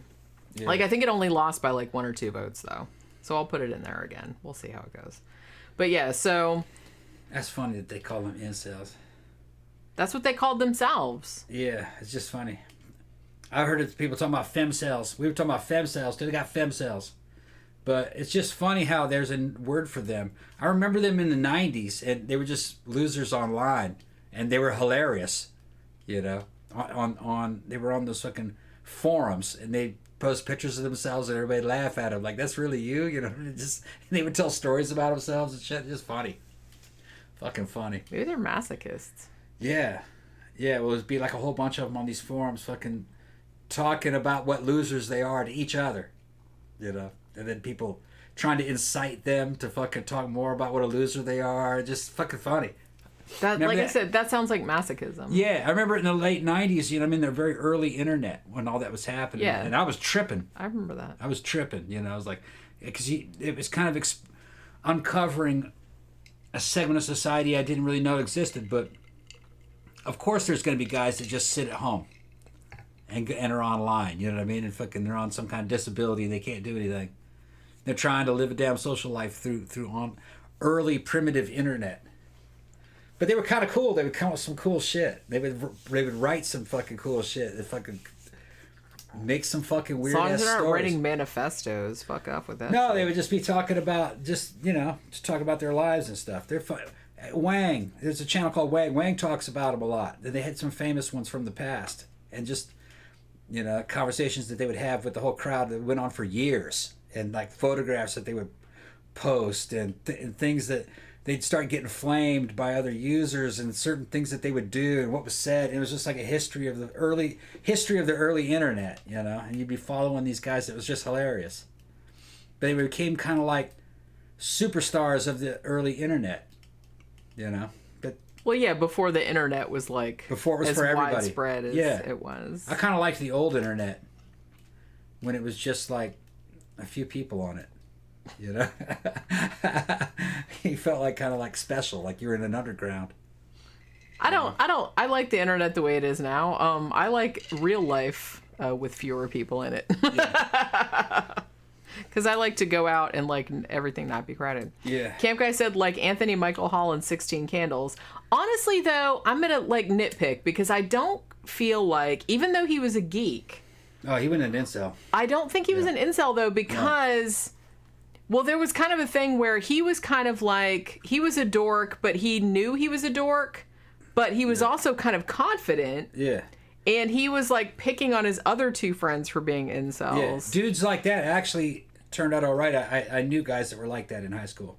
They turned out okay. They got girlfriends. I thought honestly, Anthony Michael Hall in that movie, I'm like... He's actually like kind of like he's kind of dorky, but he's also kind of cute and he's funny. Yeah. And you know what I mean? So I don't know if I'd call him an incel because he did actually have like some social skills. Gramthars knows exactly what I'm talking about. Mike Kowalski, our friend Mike Kowalski was just like that. He looked like that and everything. And he runs a fucking ambulance company now. He's, fucking big, strong guy, fucking good-looking wife, bunch of kids. He turned out great. That's what I mean, and that's why people that are still like in fucking high school, for Christ's sake. Yeah, they're just still developing, Please, like, if you're in high school, I know, like, probably everybody here is like older, but please, if you're in high school, please don't think that that's the be all end all, because honestly, I do not even remember most of the shit that happened in high school. It is really not important. I know it seems important at the time. I get it. I was there too, but. In the long run, you're not even going to remember most of those people. Yeah. You're not going to remember most of that shit that happened. It's really not worth it. So, just saying. Xanada's laughing because he's a kid. He's forums. Yeah, forums, man. That's the way it was. I was on the fucking AK Kalashnikov forum, man, and we were fucking talking about nothing but AK-47s and 74s. And they had a dude on there named Tantal, who was a guy from a fucking Polish fucking AK factory who was friends for him for a long time. And got some fucking rare AK parts and stuff. They were legal to import. They weren't like trigger mechanisms. They were like rare magazines, and not the whole magazine, just the body. It was weird. You know what I mean? Like fucking weird Bakelite AK-74 magazines that were never sold to the public. Bison fucking magazines, which was I'm getting off into. Don't worry about it. Yeah, you are. Okay, yeah. He just I didn't even say anything. I didn't make a face. Yeah, I'm going down. He probably thought I made a face, but I didn't. I'm just trying to get myself in check because nobody knows what I'm talking about. What a bison is. But sometimes he thinks I make a face at him, and I'm not making a face. I was just like thinking about something else and spacing out, and he thinks that I'm like making a face at him, but I'm not making a face. Yeah. So it was just the old internet was funny because you could talk to guys who were like famous within like a certain segment. It's because some of them were on there, and they weren't being swamped by millions of people, so you could interact with them. Well, it's still kind of the same thing nowadays, like I said, and I kind of like that everything's kind of like broken down into like little communities. Yeah. Of people that like really like certain things. I kind of feel like in the early internet, my main thing was, MST3K shit. Yeah. Because I'm a dork. So that was kind of my main thing back in the old days of the internet. Yeah. Going on the MST3K forums, talking about other MST, fans and goth people too, because like I said, I grew up in somewhere where there wasn't really a lot of people that were into that kind of stuff. Dave June says he ran into Dave Chappelle back on the old World of Warcraft. Fucking. Really? Yeah. That's interesting. They're talking about Afterlife. Do you guys mean the movie? Oh, no, the one with what's his fucking name? They were just talking about Ricky Gervais. That's actually a really funny movie. If you're into Ricky Gervais, he was on, if you guys don't know, he was on the original Office, the British one, and he's super funny. And he's real big up in like the atheist scene and everything like that too.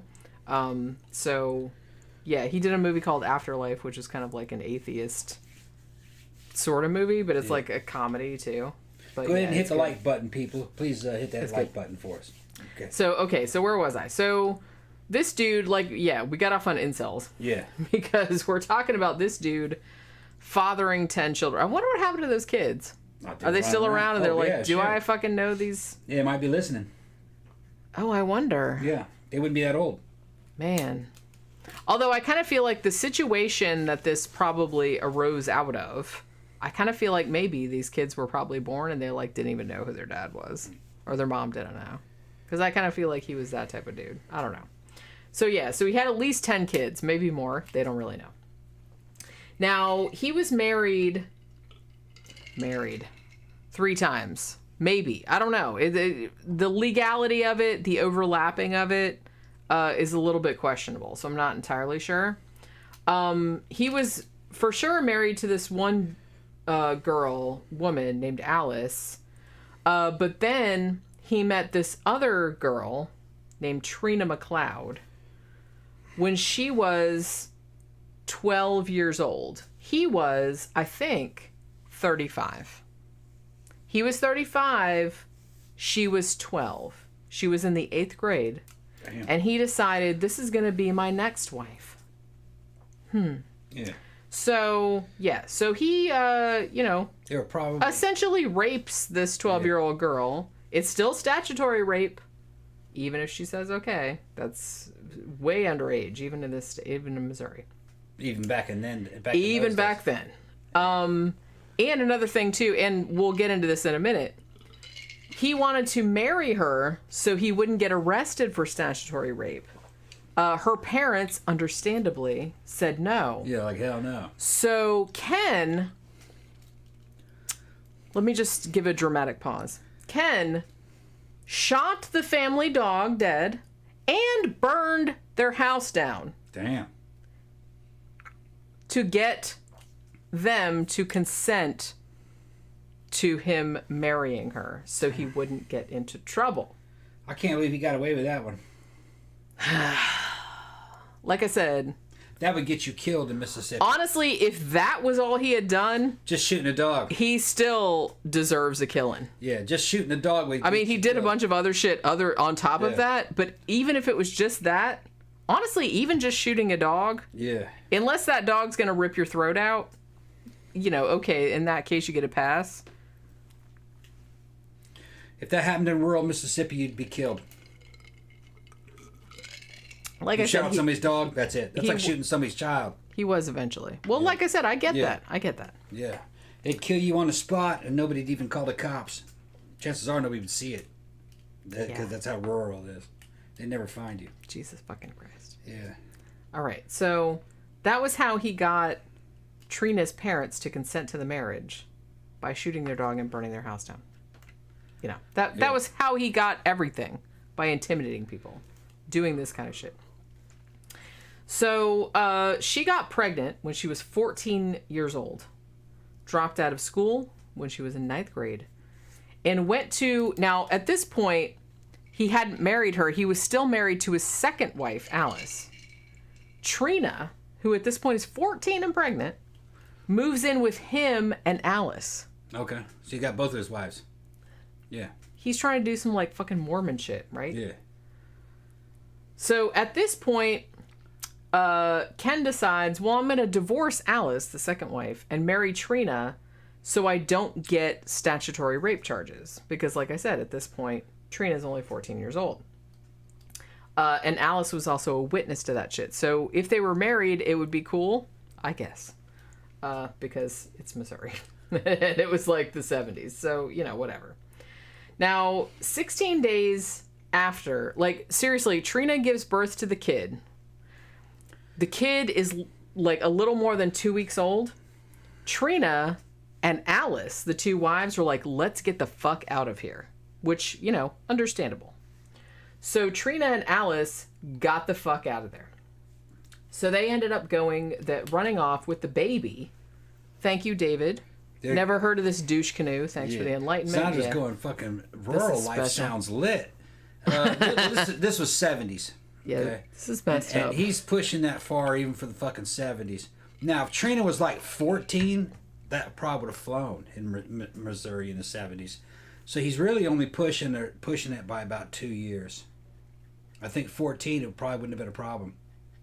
Calico 26 points out, and I was going to get into this a little bit, but Trina said later that the house burned down by faulty wiring. Yeah. See, and this is really sad to me because I kind of feel like because she got under his clutches so early that she would like defend him later on.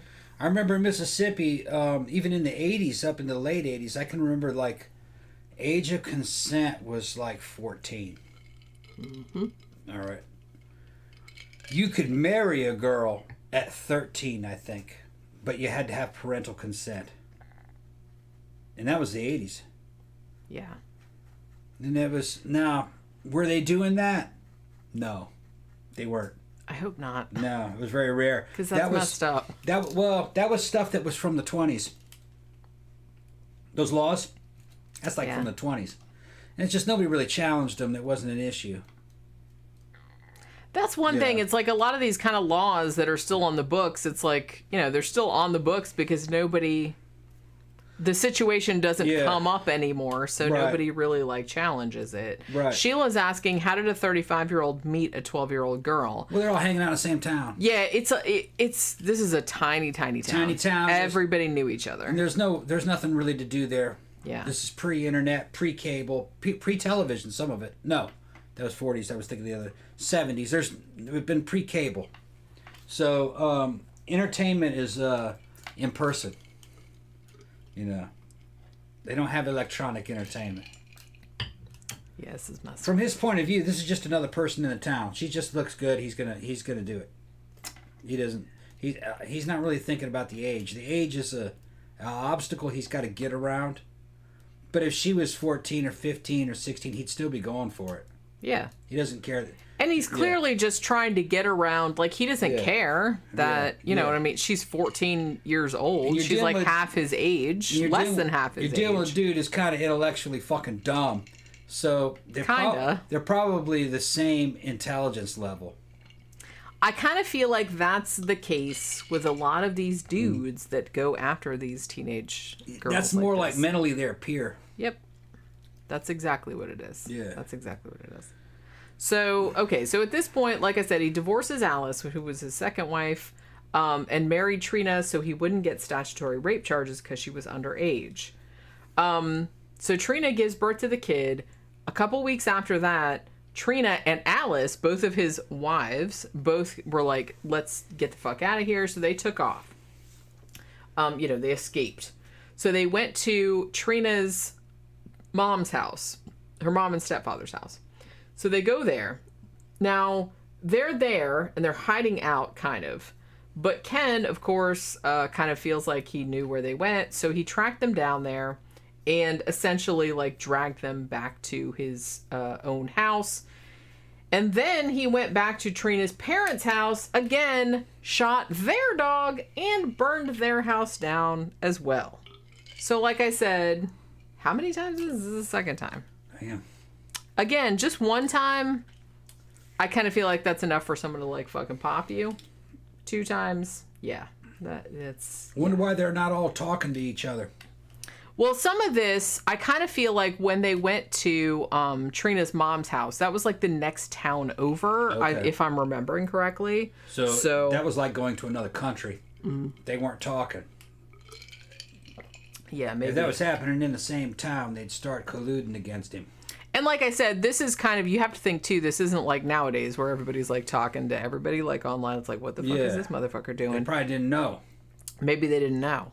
So I kind of feel like maybe you can't like victim blame too much because maybe, even though people talked, it was a small town and stuff, but I do kind of feel like nowadays this kind of shit would get, identified immediately.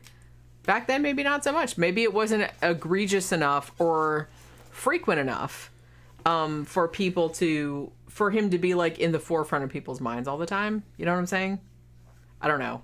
Maybe that's why. Read what Gramthars said. Where is it? He's got 2 of them. I lived in BFE, parts of Oregon and North Carolina. Married people cheating on each other, child brides, long-running grudges, families versus families, very common. Yeah, that's just kind of what it's like. Then he says, rural folks aren't dumb, just aren't very sophisticated in their thinking about complicated and nuanced issues. Yeah, I kind of feel like I would never say like an entire segment of the population is stupid, but they're just not really... I don't know. Everything's very direct. Well, they're so like wrapped up in their own daily lives that they're not really thinking about like the bigger picture. I kind of feel like a lot of times. So they're not really like thinking about a lot of like bigger issues maybe. Also, back in those days, it was difficult to get a context of anything because there wasn't a social media. The norms were very different. You weren't sure what the norms were. If an unusual situation appeared, you weren't really sure what it was you were supposed to do about that situation. because it was just the first time you've seen this situation. You're like, whoa, what's the correct thing to do? How do I fucking deal with this? You know what I mean? So nowadays people go on social media and start talking about it with a bunch of people, and they come up with something. But not back then, they couldn't do it. They weren't sure what was normal either. I mean, like I said, in a way, I know people shit on like the internet, and it's like, yeah, there's like bad sides to it too, but in a lot of ways, I kind of feel like it's kind of an equalizer. Yeah. Even if you live somewhere in like some shitty BFE town, if you have an internet connection, at least you have people like that you can talk to about the shit. You also have access to the world's fucking knowledge. Right. And that didn't exist back then. Yeah. You really do have to remember that people of this era, it was easy for them to get overwhelmed psychologically about something because, wow, what do I do? Because that was all that was going on in their life was this tiny little town and everything that was going on, which is fucked up. They couldn't see the big picture. I'm kind of glad it's not like that anymore. I mean, honestly.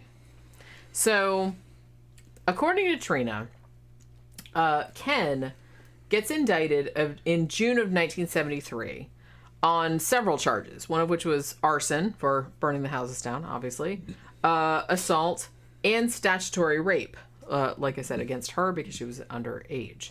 So he gets arrested, booked, he's arraigned, but he gets released on $2,500 bail. Now, at this point, because he's released, Trina and the baby, who was only a couple weeks old, 2-3 weeks old, they get put in foster care because she was still 14, right? Yeah. 14 years old, 3-week-old baby. They put her in foster care in another city, like Maryville, Missouri. But somehow, Ken found out where her foster home was. And again, as he did with many witnesses in his, cases where he was, trying to intimidate witnesses, he found out where the foster home was, where she was staying, and he would go park his truck in front of their house for hours at a time and just sit there and stare at their house. Just being very intimidating. He also, allegedly, went up to the foster family that was keeping his wife and child, and I'm putting bunny rabbit ears on that, and he said, hey, I'll trade you girl for girl. The foster family had a biological daughter, and Ken implied that he knew where she went to school and that he was going to kidnap her and trade her for his wife and child. So, special. So at this point, the authorities find out about that, and, This is like some shit you'd see happen in Afghanistan. This dude, fuck, man. I'm surprised no one's killed him at this point. Yeah. Oh my God. So he gets additional charges piled on, but again, nothing is really done about it. Now, a few years go by. July 27, 1986. There's a dude in Skidmore who is a farmer. His name is Romaine Henry. Romaine Lettuce Henry. That's what I'm going to call him. I'm sure that's... Romaine Lettuce, yeah. I'm sure that's what everybody called him. I'm going to call him that. I love you, dude. You're all right. Now he says... I saw actually... I think he's dead now, but I did see like some interview footage with him from like the early 80s or the mid 80s or something like that on YouTube. Now he says that what happened in July of 1976 was that he had some land. Ken decides he's going to come on Romaine's land and shoot at stuff. Romaine's not happy about this, so he goes up in his truck to Ken and be like, hey bro, knock it off. And then Ken shot him twice with a shotgun. Once he put the shotgun against his stomach and just shot him right in the face. And again, he shot him again, and I think it was like in his face or like part of his face. The dude survived, thankfully. Damn.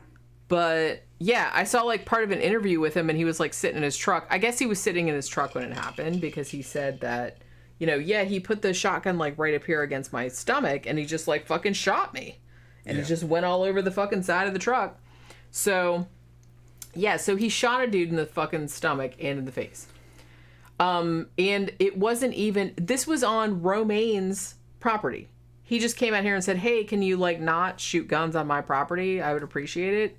And then Ken decides, oh, well, fuck that. I'm just going to shoot you. This motherfucker's out of control. That's what I mean. So that's what I'm saying why, like I said, I'm not a big fan of vigilante justice, but in this case, I'm not. Why hasn't he been apprehended? I'm not sad about it. Nobody's reported this guy yet. I mean, they have. Yeah, but they just haven't arrested him. But nothing. He's been arrested. He's been charged. But he always gets off. How like nothing. Happen? He has money, so he has like a really good lawyer. Where's he getting his money from? His criminal activities. Okay. Essentially, he has a lot of cash. All right. And he has kind of like, I don't know if the lawyer was crooked, but the lawyer was kind of like, well, he always paid on time and he was a good client, so whatever. So it was that kind of situation. Also, like I said, he was very good at intimidating people that were going to like be witnesses in any of his crimes. You'd think that was attempted murder. It's hard. It's hard to believe that he fucking was able to talk himself out of that one just with some money. On this particular case, he did get charged, but he was charged with assault with intent to kill. Yeah. Okay. Which I don't know what's the difference between assault with intent to kill and an attempted murder, because that seems like the same thing. Yeah. But I don't really know. Maybe that's a state law. Maybe that's Missouri is like something. So Ken said, yeah, I wasn't even there. And he actually kind of got two dudes to say that they had been with him at that time. So he got two dudes to go like give him an alibi. Yeah. Also, during this whole entire time, the dude who had been shot said this motherfucker was sitting outside my house at least 100 times. Was sitting outside his house like staring at him, right, shooting guns, shit like that. He was doing all that kind of crap. So what ended up happening, though, this did actually go to trial. But what ended up happening was that the dude that got shot, Ken's lawyer, Richard McFadden, he actually came out and like started like grilling the victim of this, the dude that had been shot, and said, well, hey, don't you have some kind of like criminal conviction from a long time ago? And he did, the victim. Mm-hmm. So somehow that like negated. So I don't know. Like I said, Ken kept getting off on shit for various reasons. So he ended up getting off on that too, even though he straight up shot a dude in the stomach and in the face. The dude survived, but fuck. And Ken was on this dude's land. The dude was like, hey, don't fire guns on my land. And the dude's like, man, fuck you. And he shot him right in the stomach. Missouri must have really been fucked up in the 70s. Holy shit. Really fucked up. You couldn't get away with that in Mississippi. I think attempted murder, even back in the 70s, you're probably looking at 10 years minimum. And I don't think you can intimidate a witness out of it. I mean, shit, that's some weird...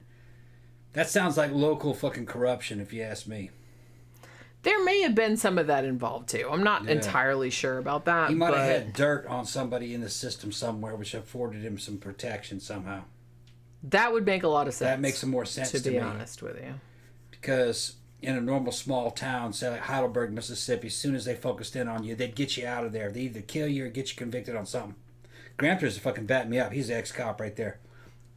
He must have known somebody, a mayor, or he did some dirty work for somebody and they were protecting him. That's the only thing I can think of. They needed him for some reason. I don't know. I don't know if it went that far up. It just kind of seems like this dude, it seemed like he was just too much trouble for people to deal with. Because, like, something that he would do other than parking in front of people's houses for, like I said, hours, weeks at a time. Just intimidating witnesses, firing guns off in their yards so you can even go outside. He would, like, leave rattlesnakes in your mailbox. He would do shit like that. He's also saying that he's a fucking gangster and shit. So he's involved with somebody in that town. Somebody linked in with the law or the mayor somehow. He's doing something for him. That's where the money's coming from. Maybe he's selling drugs for them or something. And like I mentioned, it does seem like, too, that... Something's up with this. For a long time in this small town, because this dude was, because Ken McElroy was such an asshole and such a pain in the ass, but because he was very good at intimidation tactics and because he had money and he had a really good lawyer, so a lot of times what would happen is that if you had something happen to you that wasn't life-threatening, like some of your cattle disappeared or some of your gasoline disappeared out of your fucking, tractor or whatever, you wouldn't necessarily report it because just like, oh, you knew Ken was probably responsible. And if you bitched about it, then he would like do this fucking terrorist kind of tactics on you. Yeah. And a lot of people just didn't want to be on the end of that. So it's just like they would just like let it slide. Gramthars says the South is really bad with criminals having local politicians on their side. The North less so. Well, a lot of times the politicians in the South were also criminals. But the North, they also had it. I mean, a lot of your New York officials for a long time just directly came from organized crime. They were Italian criminal families, and there was many different kind of criminal families that ran New York. It was really New York right now. When you look at New York right now, it's just returning to the way it was. New York was only kind of decent for the past 20, 30 years. Before that time, it was a shithole. It's going to go back to being a shithole, too. Camp Guy said, amazing that guy lasted that long. Yeah, that's what we're talking about. I would take care of that ASAP, me and about 5 or 6 others. Yeah, and eventually they did take care of this dude. But like I said, I can understand why maybe it didn't, why it took so long. It seems like they're not really communicating with each other. I kind of feel like that might have been a factor also. Yeah. They were worried about not just themselves, but they were worried about their families, their children. Yeah. They were particularly worried about their daughters because they knew what a fucking pedo this fucking dude was. And they were just kind of like, what if he, kidnaps our daughter? What if he does this and that? So they were worried about it. I'm just saying. So the thing that led to Ken, let's call him Ken, getting his comeuppance was a very, in context, was a pretty minor issue. So this was in April of 1980. What ended up happening was that sources differ. Either one or two of Trina and Ken's daughters were in a general store in town.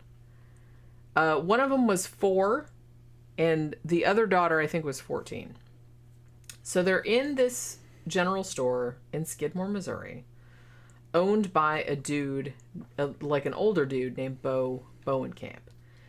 Now, apparently what ended up happening, and like I said, I've heard many different variations of this, but the gist of the story is that perhaps the 4-year-old, who's only 4 years old, she was a 4-year-old girl, maybe took some candy from the general store and was trying to steal it or didn't pay for it. Now, some accusations say that she didn't pay for it and she tried to leave, and then the store clerks confronted her about it. The store clerks and the people that, the family that owned the store were yeah, we didn't really do that. Everybody knew everybody back then. Everybody was poor. We got it. If it was a little kid stealing shit, we wouldn't confront them because that would be fucked up. So, But whatever happened, Ken and Trina found out that their child, their 4-year-old daughter, had been accused of stealing candy from this general store. So basically what happens, there was a clerk that worked there too called Evelyn Sumi. She was at the back of the store. And this was slightly after. She said she didn't confront anybody. She was basically I've seen reports that said, we confronted the kid and said, hey, put that back. You didn't pay for it. Or, I've seen reports that said, hey, you shouldn't do that, but you can keep it. I don't really know which is true. But there wasn't any big kind of thing. The kid was 4. No one was concerned. They just thought it was a misunderstanding. So it's kind of like they're not going to be like, oh my God, you're going to jail. You're 4. You know what I mean? It wasn't anything like that. But Trina, the wife, quote unquote, who was at this stage, how old would she have been in 1980? She was older than 14 at this point. I think she was maybe 18 at this point. Poke. What are you doing, Poke? What has she got? Oh, she's got my plastic. I got plastic bags over there with like makeup in it that I was going to sell. All right. Well. Yeah, everybody's wondering where your wigs are. We're almost 2 hours in and we haven't had any wigs. We still got a lot of material to go through. Well, we're not really. We're almost halfway. Okay. It's all right. It's gonna be here in a minute. I'm getting revved up. Everybody says hail Pookie. Yeah, Pookie just walked outside. Oh, she was just like, fuck this, I'm bored. Yeah, so I'm getting hungry. Well, don't get ahead of yourself. Yeah. Don't get ahead of yourself. Man, I made some of that damn fucking chicken paprikash. Is there some of that left? It's frozen. I froze it. Oh, you froze it? Yeah, there's a lot left over. But I froze it because, man, I didn't want to eat that shit fucking 3 days in a row, but now I want it. We'll go thaw it out then. No, I already froze it. Well, what are we going to eat? Then make something else. Okay. I don't know. I got other shit I whatever can you're make. doing. Whatever. I got other shit I can make. Okay. No more tacos. Patty melt. I'm gonna. Oh, patty melt. Sound good? Yeah. All right. So yeah. So what ends up happening? Whether this kid actually stole candy, whether somebody like confronted her about it, like I said, she was 4. I'm sure nobody like made a huge deal about it. But whatever the case was, Trina, who at this point was probably 18, 19 years old, I kind of feel like, she comes barging into the store like Karen on steroids, Karenzilla. She comes into the store and with Ken McElroy behind her, and they're basically like confronting the family. Why would you? Don't accuse my kid of stealing candy from you. Now, the clerk at the store, Evelyn, she tried to kind of like tell them what had gone on. Nobody accused your kids of stealing anything. It's like it was just a big misunderstanding. But at this point, Trina, who, like I said, has been with this motherfucker for several years at this point, and is probably like completely brainwashed, I kind of feel like. She says, allegedly, and I quote, why would my fucking daughter lie? She says. Now, at this point, they're in there ranting and raving. Ken doesn't say anything. I kind of feel like this is mostly Trina's thing. She's screaming at them, don't accuse my daughter of stealing, blah, blah, blah. They ended up leaving without doing anything. However, Ken was not going to let this slight against his family name pass. So basically, he decided that he was going to call out this whole entire fucking vendetta against the Bowenkamp family that owned this general store in Skidmore, fucking Missouri. So they leave, but then when Bowenkamp, the older guy that owned the general store, he closed up that night, and he said that Ken was out there sitting in his truck, like outside the store, like waiting for him, looking at him. So Bo's like, man, fuck this. Him and his wife Lois just went home. They didn't want to get into it.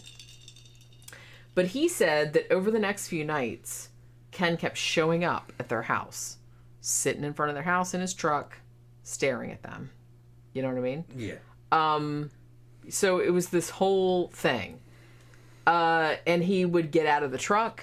He would fire his shotgun into the trees. And he would just do all this shit to like intimidate them. Now, this went on for a little while until one night in July when Bo was sitting out behind, his general store had like this kind of loading dock in the back. And if you've seen, like, there's a video on YouTube, if you look up Ken Rex McElroy, you'll probably find it. But there's a dude that went there in late 2020, so you can see what the town looks like nowadays. And the back loading dock still looks pretty much the same as it looked back in 1981, so you can kind of get an idea. So it's kind of like, it was almost kind of like this wooden just patio or porch or something like that.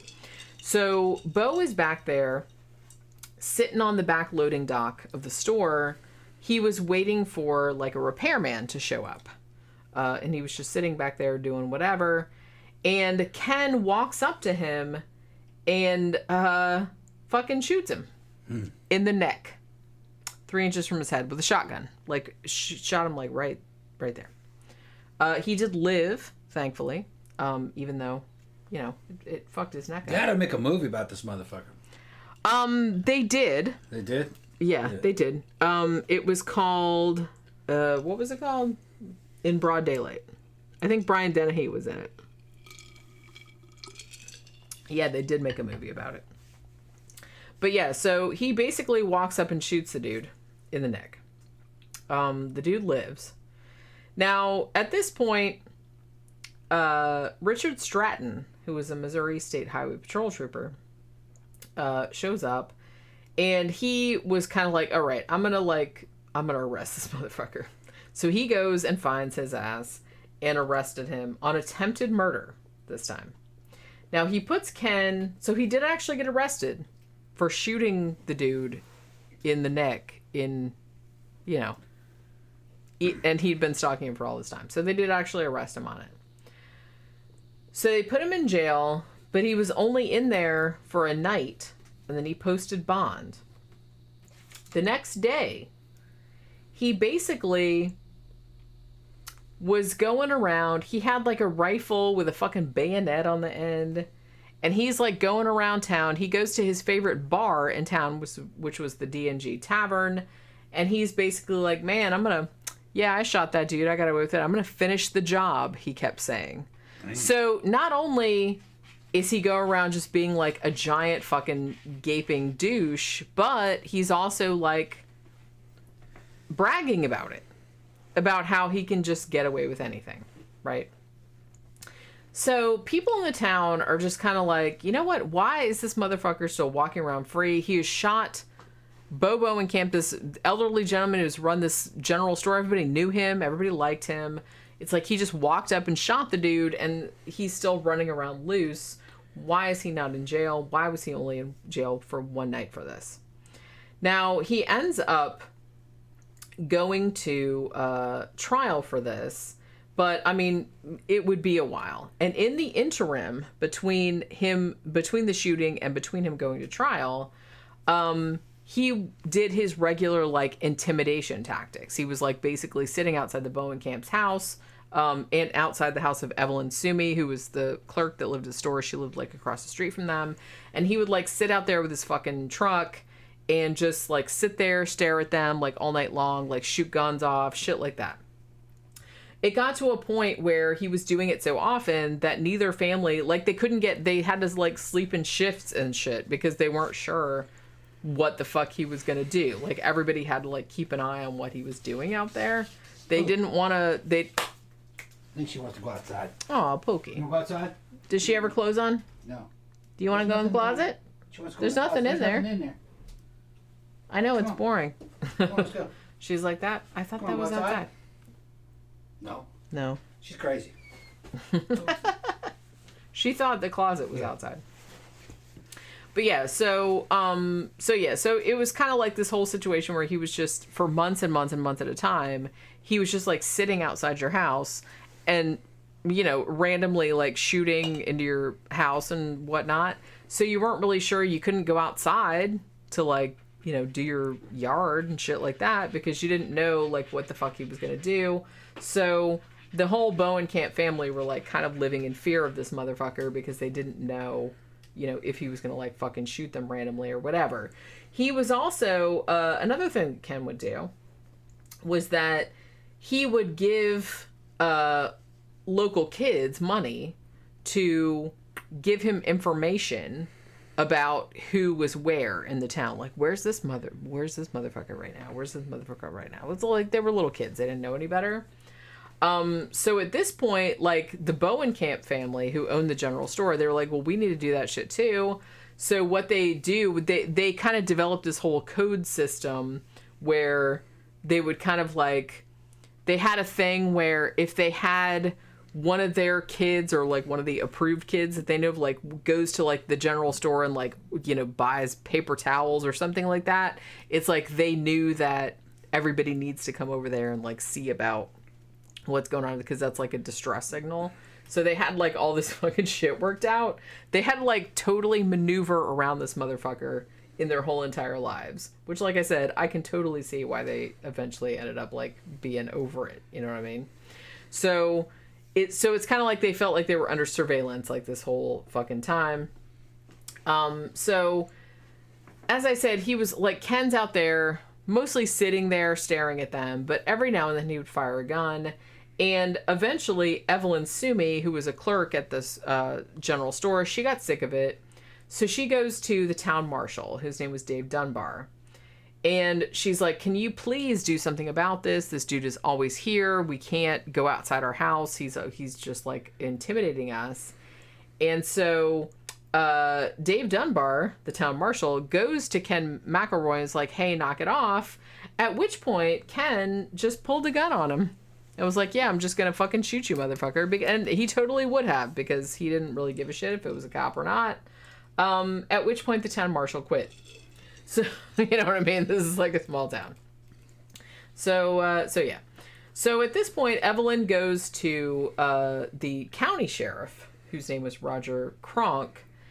And all the sheriff said, and I'm not sure how helpful this is. He basically said, and this was allegedly what she told the media later that he had said to her. It's like, I go to the county sheriff and he says, quote, if you have to shoot him, let us know and we'll come get him before he starts stinking. That's what he said. Dang. So basically what he was saying was like, somebody please shoot him because we don't want to deal with his stupid ass. But just give us a heads up on that so we can bring him. Like, I kind of feel like that's the message that I got from that situation. You know what I mean? Yeah. Almost ready for another one? Well, you got some more in there. No, I got some more in there. Okay. Well, you can top it up. I got a couple. You can top it up if you want. We'll wait till. But yeah, so that was the quote. So basically, the cops were, in a way, washing their hands of the situation, but they were also kind of like, you know, low key, nudge, nudge, wink, wink, trying to get the townsfolk, hey, why doesn't somebody shoot him? We're not going to do anything about it. I kind of feel like that was what that whole situation was. Now, in the summer of 1981, Ken actually did get a felony conviction for shooting Bo Bowenkamp. Not attempted murder, though, because it seems like the lawyer that was trying to get him convicted knew of his history and was like, look, if we go for like the bigger charge, we're not going to get him. We just wanted to give him some prison time. So I'm going to like plea it down to a lesser sentence, but at least so we'll get some prison time so these people in the town can like get some fucking peace from this motherfucker. Now, so he ended up getting second-degree assault, which is basically assault with the intent of like causing harm or intent of causing death or something like that. But it's like lesser than attempted murder. So, but that was kind of like all the attorney felt like he could go for and get a conviction. He did actually get a conviction, so he was right about that. But the sentence was no more than 2 years. So, you know, kind of a double-edged sword there. So Ken did not actually spend a day in jail because of this charge, though. He got out on an appeal bond, and he actually was free until his appeals were exhausted. And as I mentioned earlier, he was like not only a fucking feral psychopath, but also super fucking arrogant, and he thought he could get away with everything. So as soon as, even though he was convicted, he got out on bond, and he was basically just going around the town going, man, I'm gonna finish that dude off. I can do whatever I want. No one can do anything about it. So he's just like being a fucking douchebag about it. So at this point, the townspeople of Skidmore, Missouri had kind of, this was the last fucking straw, man. And like I said, I can't blame them. My last straw would have come a long time ago, but I get it. You put up with the shit. But at this point, they had had enough. So what ended up happening was that, like, so Ken shows up at the D&G Tavern, his favorite bar, with the rifle with the bayonet, and he's just kind of like, yeah, I'm going to finish Bo off or whatever, or the whole family. And so what happened was that some witnesses saw Ken with the gun. Now, again, that was like, that was a violation of his, bond. You know what I mean? You can't run around with a fucking gun saying you're going to kill people. So some of the townspeople reported it. And another thing, too, was that some of the people in town, they started, like, getting together, and they're like, okay, well, if anybody's going to be witnesses against this motherfucker, we need to, like, protect them. So it's like they had all these caravans and shit like that, and we're going to, like, show support and everything. So they were going to get ready for the hearing and everything, and then the lawyer, McFadden, he gets this whole hearing postponed. And the townspeople were just like, fuck this. It's like, we can't... It's like, look, we've reported everything to the authorities. You guys aren't doing anything. So maybe at this point, we need to, like, take shit into our own hands. And like I said, at this point, it's been, what, like 20 fucking years they put up with this motherfucker. I can't blame them, not one bit.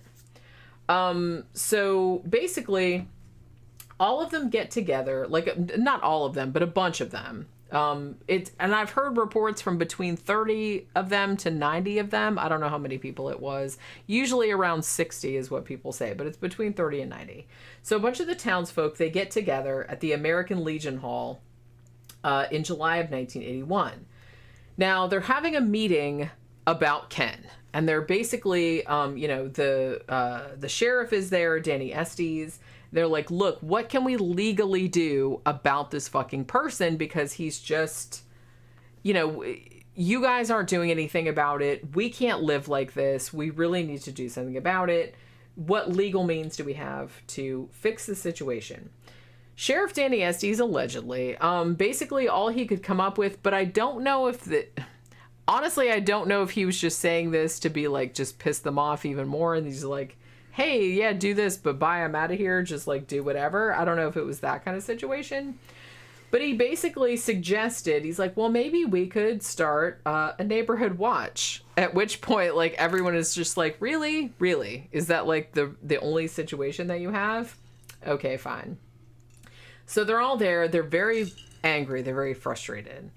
Now, the sheriff and a couple of other cops, like, at this point, they leave town. Now, it comes to light that Ken and his wife, Trina, have just come into town in their Chevrolet Silverado, and they're going to be at the D&G Tavern. Now, there's a lot of speculation over whether all the people that were at the meeting, whether it was 30 people or 90 people, I don't really know. It was a large chunk of the town people. Whether they were at the meeting and they decided, hey, we're going to kill this motherfucker, let's go get him right now, or whether it was a spontaneous kind of action. I kind of lean toward the latter, just the way shit happened. But they find out from somebody, hey, right now, like while you guys are at the American Legion right down the street, Ken and his wife are at the D&G Tavern. And everybody at the meeting is like, let's go do something about that. So they all walk down the street. Like I said, it's not far. If you've seen like video of the town, it's like fucking, it's not even a town. It's like a fucking it's a street, essentially. It's a street with a bunch of abandoned fucking buildings on it. So they all go down there. There's differing accounts of this. Either a bunch of them went in the bar and they just kind of sat there silently, like looking at him, like intimidating him. And then, and then he left just of his own accord. Or there are some reports that say some of the townspeople went in there and told him to his face, you need to get out of town. Whatever it was that happened, I'm not entirely sure. But some of the townspeople did go into the bar. Some of them were out in the street. So Ken comes out, him and his wife, they get in the Silverado. And then they're sitting there in front of the bar, and he apparently like lights a cigarette, and then apparently a bunch of gunfire starts breaking out. And it ends up that Ken is killed by 2 gunshots to the head from 2 different guns. Allegedly, some people came in there and kind of got Trina out of the car and they dragged her into a bank so she wouldn't be hurt. But, yeah. So apparently, like, the truck, they basically opened fire on the truck. Several people. They waited in ambush for him. And it was, again, in the middle of the street. Yeah. In broad daylight. In the middle of the afternoon. That's how you would do it, though. Mm-hmm. In this environment. There'd be no reason to do it in secrecy if most of the town wanted that motherfucker dead. Yeah. And like I said, I don't know if they necessarily planned this. I just kind of feel like it was a situation where they were all at the meeting. It's a target of opportunity. They got really mad and they're frustrated. And they're like, well, there's nothing we can do about this fucker. He's been here. Thank you, Victor. Wait, spoiler alert. I just started in broad daylight. Oh, yeah. Okay, yeah, it's good. But yeah, so I kind of feel like... And then they were just kind of like, somebody came in and said, oh, he's down at the DNG.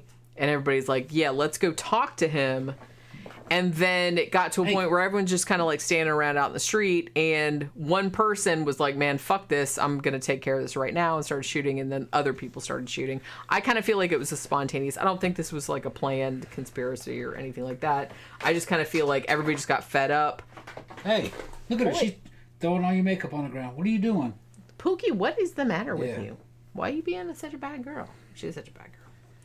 So everybody like opened fire on the truck. Like I said, he was killed by 2 bullet wounds to the head. He had slumped over the wheel. His foot actually went down on the accelerator pedal and, you know, made the engine rev. So the truck is sitting there, and there's photographs of it if you want to like look it up on Google. There's photographs of the truck with the door open and everything. And he was just laying there dead with the engine revving because his foot was on the accelerator pedal. And after he got shot, all the townspeople, I kind of love this, all the townspeople just were like, fuck that guy. They all wandered off. Nobody called the police. Nobody called an ambulance. Nobody did anything. Everybody's just like, bye. And they just like fucking took off. Which, like I said, you can't blame the people. You can't blame the people. Just saying. You can only push people so far. You know, so there was that whole situation. Finally, the police show up, and they found shell casings from 2 separate weapons, one of which was a .22 caliber Magnum rifle. The other was an 8mm Mauser. The guns never recovered.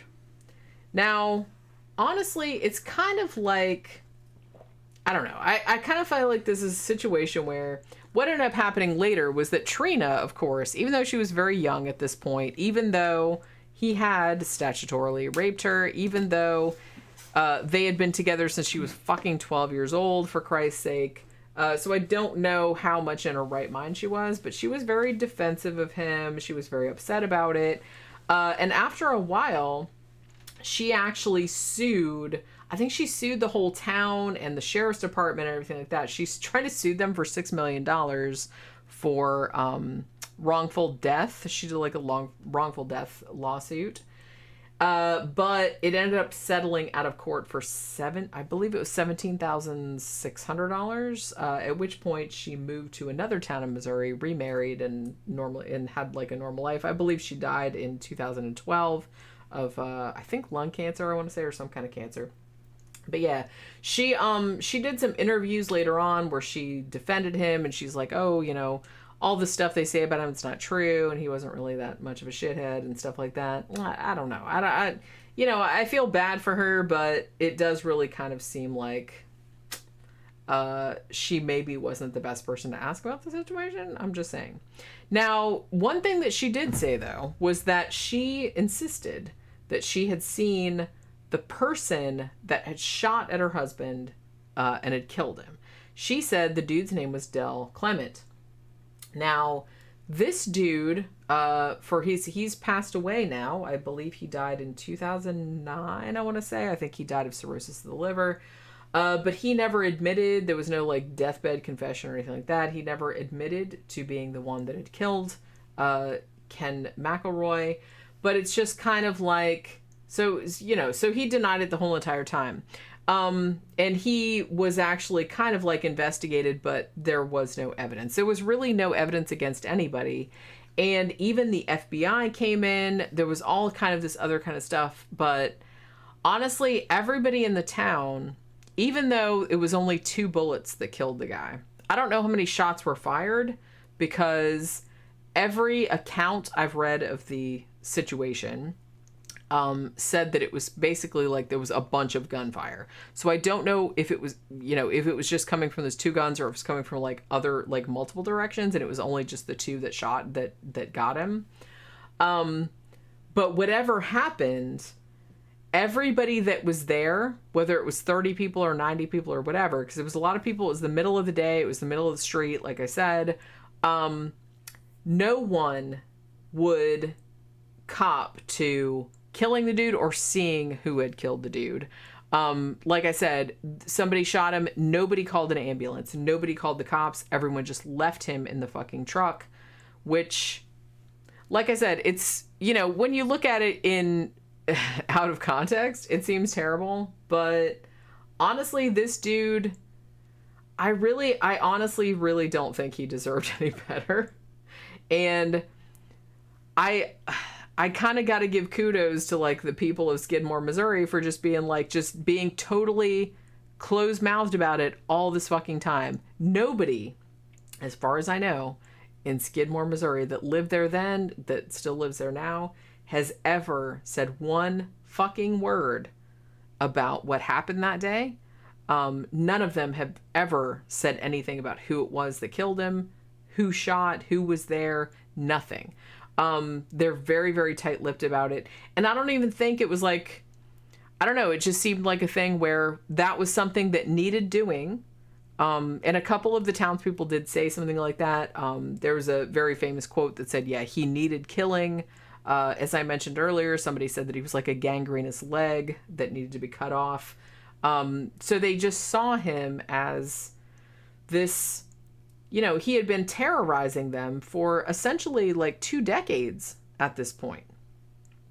And they were sick of it.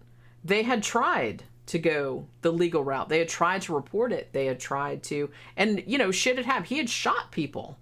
He had, not only had he stolen, he'd done statutory rape, he'd done all that kind of stuff, and he'd kind of like got off on it, but he had shot people and got like, and everyone knew that he had done it and he had gotten away with it.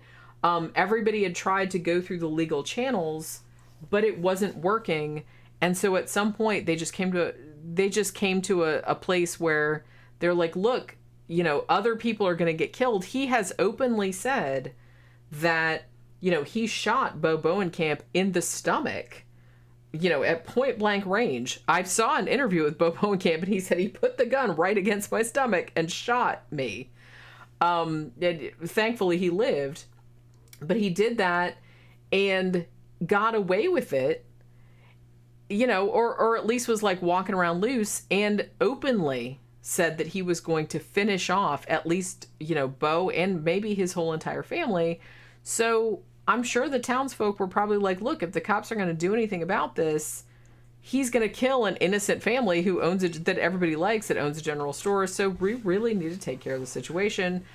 So I kind of feel like 1 or 2 people just kind of stepped up and said, yeah, we're just going to fucking take this dude out, and everyone's going to be like much happier about it.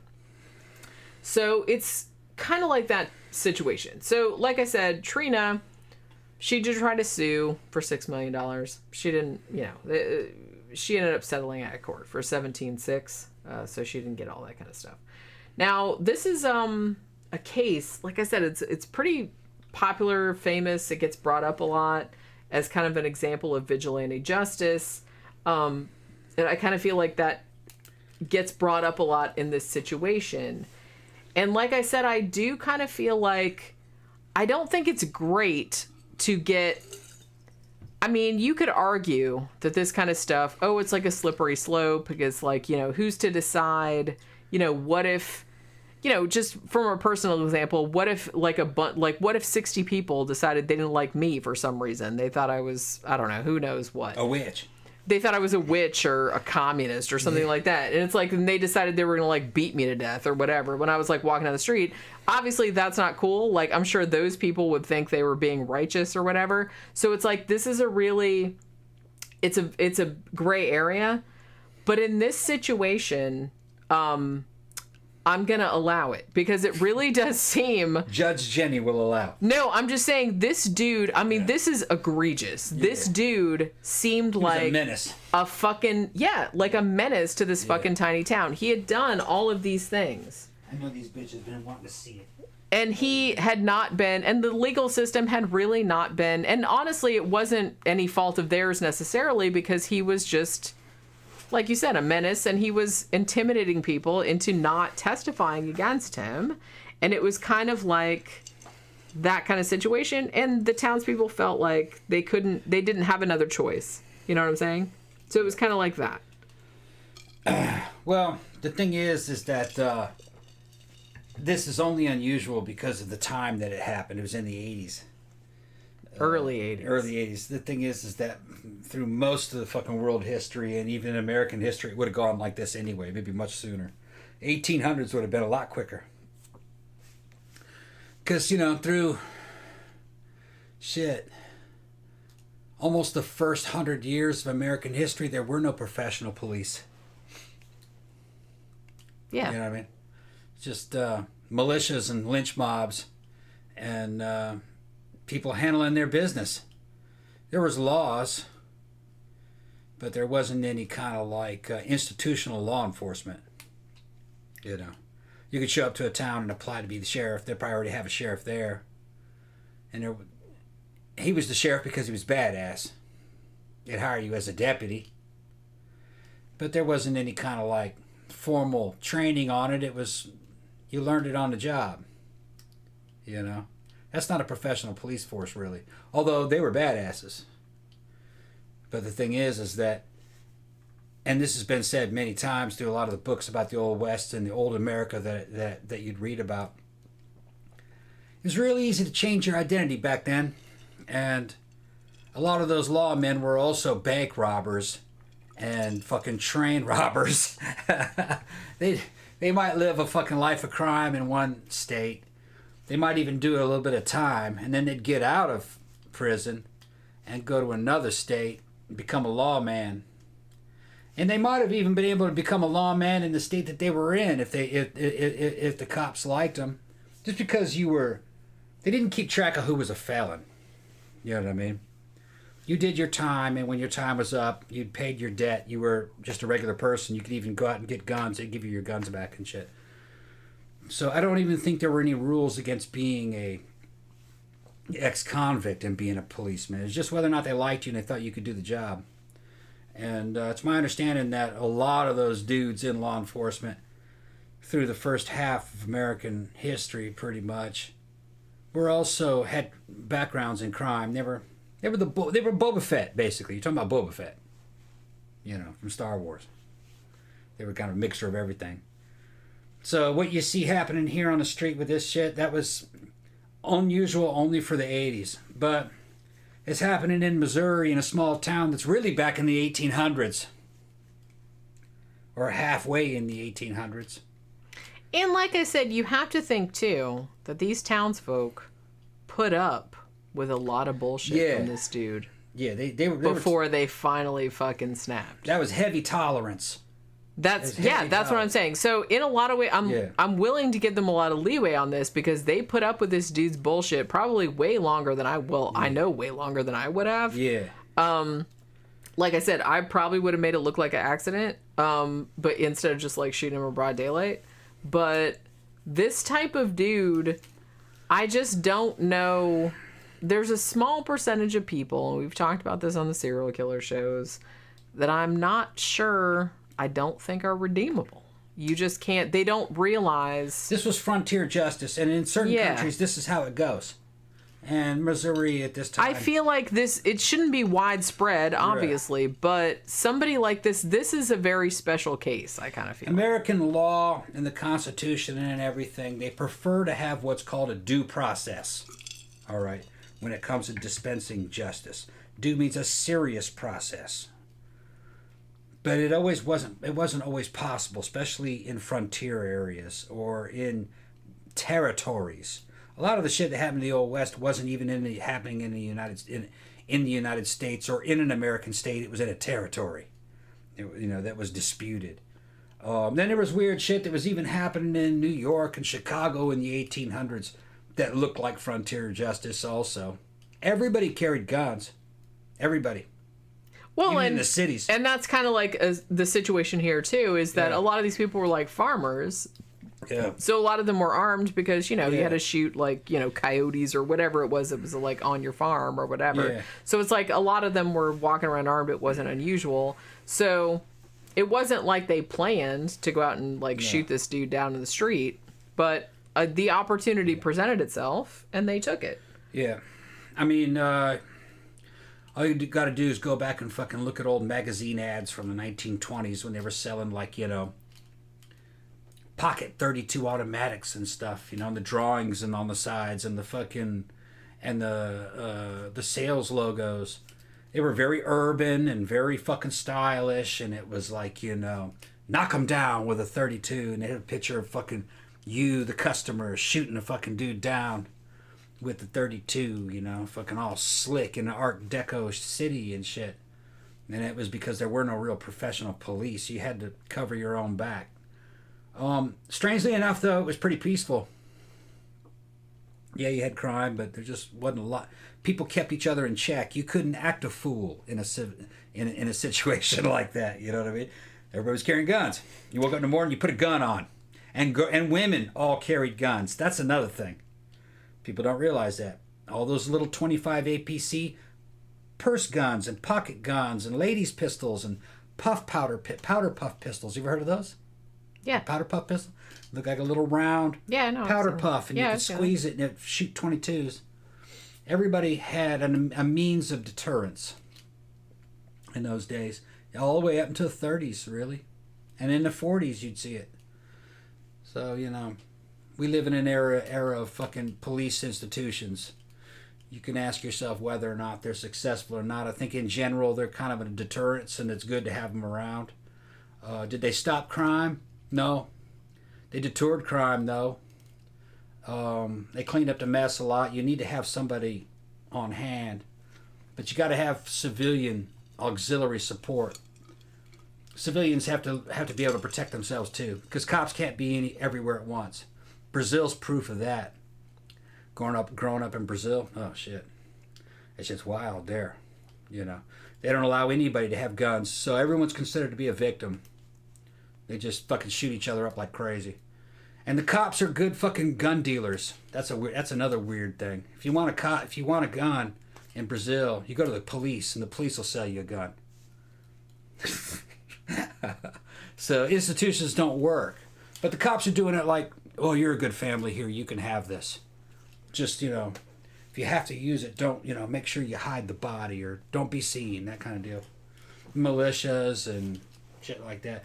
And then they do that because the drug cartels get all the guns they want. They have the technology to make designer drugs, explosives, machine guns. They can manufacture anything they want, ammunition. So the only people that are disarmed in Brazil are just law-abiding people. Everybody else has them. Sandra says, if law enforcement had done their job, he wouldn't have been killed. I agree. He would have been. He would have. No, they didn't. It was the courts. He would have been in prison. You can't let someone like him around. It was the courts. Well, he didn't even get arrested for some shit, even though everybody knew that he had done it, because he was very good at like intimidating everyone in town, and nobody wanted the trouble. So it got to a point where he, not only was he like a shit face, but he also was a shit face that thought he could get away with anything he wanted. And that it was, like I said, it was kind of like a self-fulfilling prophecy. Yeah. So at some point, if somebody in law enforcement had the balls to stand up to him and like actually put him in prison for something, or actually even arrest him for something, then maybe this wouldn't have happened. One story that I heard, I don't know if this is true or not. Trina, his wife, she's dead now. She died in 2012. She said that because everyone, like a lot of people question, they're like, okay, well, you're in your pickup truck, you and him, outside the bar. It's the middle of the day, and you see between 30 and 90 people pretty much in the street, like gathering around your truck, and you know something bad's gonna happen. Because she had said earlier that some of them were in the bar and were like looking at him and like they were trying to drive him out or whatever. So she knew that something was going on. She said, I don't know if this is true, but she said even before the shots were fired, he was just sitting there in the truck, and I don't know if he had a gun in the truck or whatever. You would think that he would, like being the type of dude that he was. But he just sat there and lit a cigarette as though he knew what was going to happen. Yeah. I don't know if that's true or not. And he was just kind of like, fuck it, I don't care. They're going to shoot me, and this is it. Yeah, I wanted to say to Sandra, though, had the cops done their jobs, but then all of a sudden you're now relying on the police, which wasn't something you could always do in the United States, depending on what state you were in, what town it was, what the situation. I want you to go on YouTube and go look up the Battle of Athens. Battle of Athens, Tennessee. And we're going to do a show on the Battle of Athens one of these days. Maybe. We'll see. Well, she doesn't know. In the Battle of Athens, the police were definitely the bad guys. Definitely. They were an organized crime syndicate that was, they had a kind of like a crime boss who ran them, and they basically robbed the town blind and just terrorized the town. And some American soldiers had come back from World War II and tried to vote these guys out of office, but they kept fucking stuffing the ballots. And they're like, this isn't democracy. This isn't the democracy we fought, fucking fascism for. These motherfuckers are criminals. And they took up arms against the police and defeated them. And the feds they asked for the federal help. The FBI just told them to fuck off. They weren't interested. So, nobody was charged. I think a couple people were killed. Nobody was charged for it, though. And then the insurrectionists, is what they called them, ended up, when they got those ballot boxes free, turned out that they'd won in a landslide. The entire town had voted for them. And they ended up becoming the new town government. And they were in there for like a long, long time, all the way up into the 50s and the 60s. They were running that town, and they were good dudes, So, just because they got badges and they had uniforms, it didn't necessarily. What are you doing? Your hair's so pretty. Yeah, I know, my hair pretty. Here in the United States, that didn't mean, especially in the olden days, that didn't mean anything. Those dudes could have been criminals too. America had some of these towns, even some of these big cities were extremely corrupt. Detroit, super corrupt. So, I don't know how Europeans tend to seem to not really have a good grasp on corruption, at least in the United States. The United States at one time was worse than Argentina. You know what I mean? In terms of corruption. Back in the 20s. Worse than Argentina, worse than Brazil.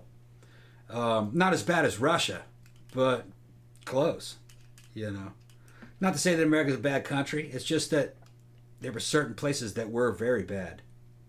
Well, it's a big place. Big, yeah. And not it's everyone like a federal system. Each not state everywhere is the same. Yeah. It's a federal system, and each state is its own country. And those towns have their own governments in them. And you could get some real shitbags elected into power. So the authorities, you might not always be able to trust them here.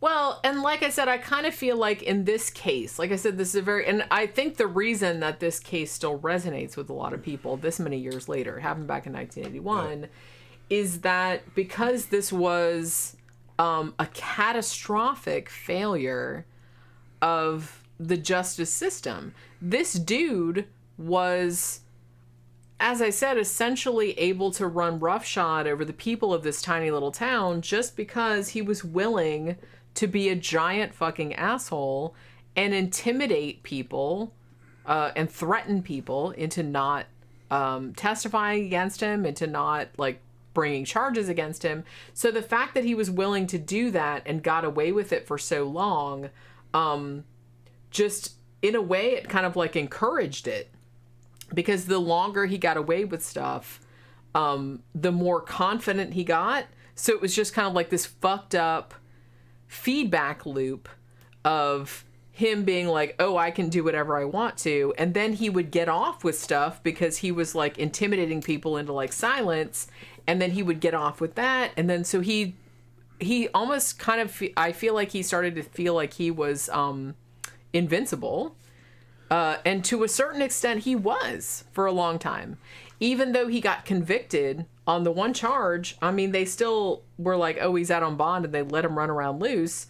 You know, and at that point, the townspeople, it had been like 20 years. And like that, this fucking motherfucker is running around doing whatever the fuck he wants to. Yeah. And there's only like 400 or 500 of them. They're fucking sick of it. Yeah. It's just this one dude and he's fucking up everything. You can't even live a normal life because this fucker is just like running around doing whatever the fuck he does. And I can't really blame the people for being like, let's just fucking put him down. Yeah. Just put him down. Corruption had something to do with it. It had to have. He was doing something for somebody who had more control over that town. Maybe. Although, like I said, this was a tiny... I mean, if you see the town nowadays, and from what I've heard, it didn't look all that much better in 1981. It doesn't even... I don't even know if I'd call it a town. He had money, though. It's very mysterious.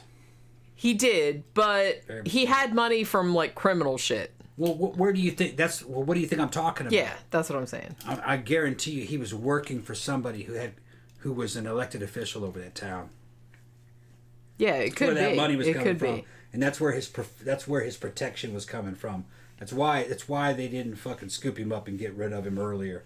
He was working for somebody who was elected in that town. Because like you said, you'd think that somebody like this, after... I mean, I don't know. It wouldn't even be 20 years. You'd think that after a few years of him like causing this kind of like ruckus in a town as small as this, you'd think that somebody would have accidentally bumped him off, like just knocked him off a bridge, or like run him off the road, or shot him in a hunting accident or something. I got a feeling he was a henchman for the mayor, and he was fucking selling drugs and doing shit in other towns that had a bigger market, and he was running around like a fool, and then the money that he was getting, he was dividing it with the mayor, and the mayor was using it to run for office. That kind of shit. I'm laughing at Victor. Can you describe the ruckus, sir? Yeah, describe the ruckus. Can you describe the ruckus? There was some sir? kind of fucking corruption with elected officials. I mean, Gramthars can chime in. He knows how that shit works.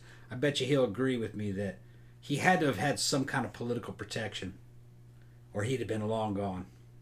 I mean, it must have been. Like I said, this is pretty, like, small time, because this is a tiny, tiny fucking town. Which makes it even more probable. But it's probably, easier. In this case... Yeah. I kind of feel like, people that have these big grand conspiracy theories about, like, bigger cities where, like, hundreds of people involved, that's, like, less likely. But a town as small as this one... Easy to get control and influence. Where a lot of people have been there for generations. Yeah. Everybody knows everybody. I do kind of feel like maybe there was someone there, like, protecting his ass. Because otherwise, like I said, somebody would have fucking... bumped him off like way earlier. See, that money he had for protection, that's a giveaway. Didn't really say what he was doing to make this money. Yeah, other than like crime. He was just that's what I'm talking. Of course it's going to be crime. Yeah. He's doing crime for an elected official. Probably selling drugs. Something like that. Might have been. Small time. He never got busted for that. He usually got busted for shit like... He was the henchman for cattle rustling. Yeah. Stealing gas. Stealing antiques. He was kind of big on that. He got busted for that a couple times. For some reason, he was worth something to somebody who was powerful and elected there, and they were protecting him. Tammy says, have any of his siblings spoke out about this? I don't think so. Like, not that I know of, unless it's been on some of the documentaries. I don't think I've ever seen any of his siblings, of which there are 15, in case you guys are not, you guys weren't here earlier. I don't really feel like I don't know. I haven't seen any of them talk about it. Maybe they have. But I don't know. If this dude was my brother, I don't think I'd be too sad about it, to be honest with you. I know I'm kind of cold-blooded and everything, but people like this, nobody needs you on this fucking earth. Nobody needs you. Giveaway. Yeah. Dead giveaway. Yeah. That was such a good song. Yeah. What is Beowulf says, what does BTK think of Ken Rex's shenanigans? I'm not worried about BTK. I kind of feel like BTK would probably like this dude. Yeah. Well, you know, man's got to do stuff and it's boring in a town. He's running around, you know. He was a menace to society. I wouldn't tolerate it. He needed to go to church. You know, could have got him right with the Lord. He'd be all right. He could be all right. I could have helped him. Like you were BTK, like you were right with the Lord. Him. I'd have to see his grass. I'd have to see his grass. How long his grass was? If his grass is above 3 3/4 inches, I'd have to side him, you know. Or if his dog was barking too loudly. I don't think he had a dog. I don't think he did the right thing and was getting rid of other people's dogs. There's too many dogs. They're shitting on things and they're biting people and they're interfering with federal officers delivering mail. So, you know, it's the right thing to do. Get rid of dogs. I got rid of many dogs. He did. Dogs are a nuisance. Civilized people shouldn't have dogs. That sounds like some shit BTK. Oh, yeah, sure. Yeah. I don't know. I kind of feel like maybe... I don't know. I kind of feel like maybe these two dudes would have hung out, but maybe not. Because I kind of feel like maybe Ken was a little too lowbrow. Yeah. BTK had grander ambitions, I feel like. He thought like a lot of himself. He was just a simple man. You know, simple man. Ken thought a lot of himself too, but he was still a dim bulb in a lot of ways. He was just a simple man. Yeah. I could have turned him into something, you know, but it might have been too late. What could you have turned him into, Dennis? Could have sent him to college. With my instruction, I could have turned him into an international baccalaureate. He was, you know, because even a small fraction of my intelligence were to rub off on him, then yeah, he would have been very successful. You're so smart, Dennis. Of course, everybody does. Oh my God. Raise him like my child. Didn't have a son, you know. Should have had a son. Instead, I was stuck with a daughter. Which, that's okay, you know. Girls are the worst. Some guys have daughters. You know, it's all right. Girls are the worst. Wow. No one wants that. Well, you know. You marry them off. Used to be they'd pay you. But You know what is frightening about your BTK impression? What's that? Is that's totally what that dude would say. Yeah. Yeah. I don't know if I should be scared of that. No. If you're gonna kill me one day.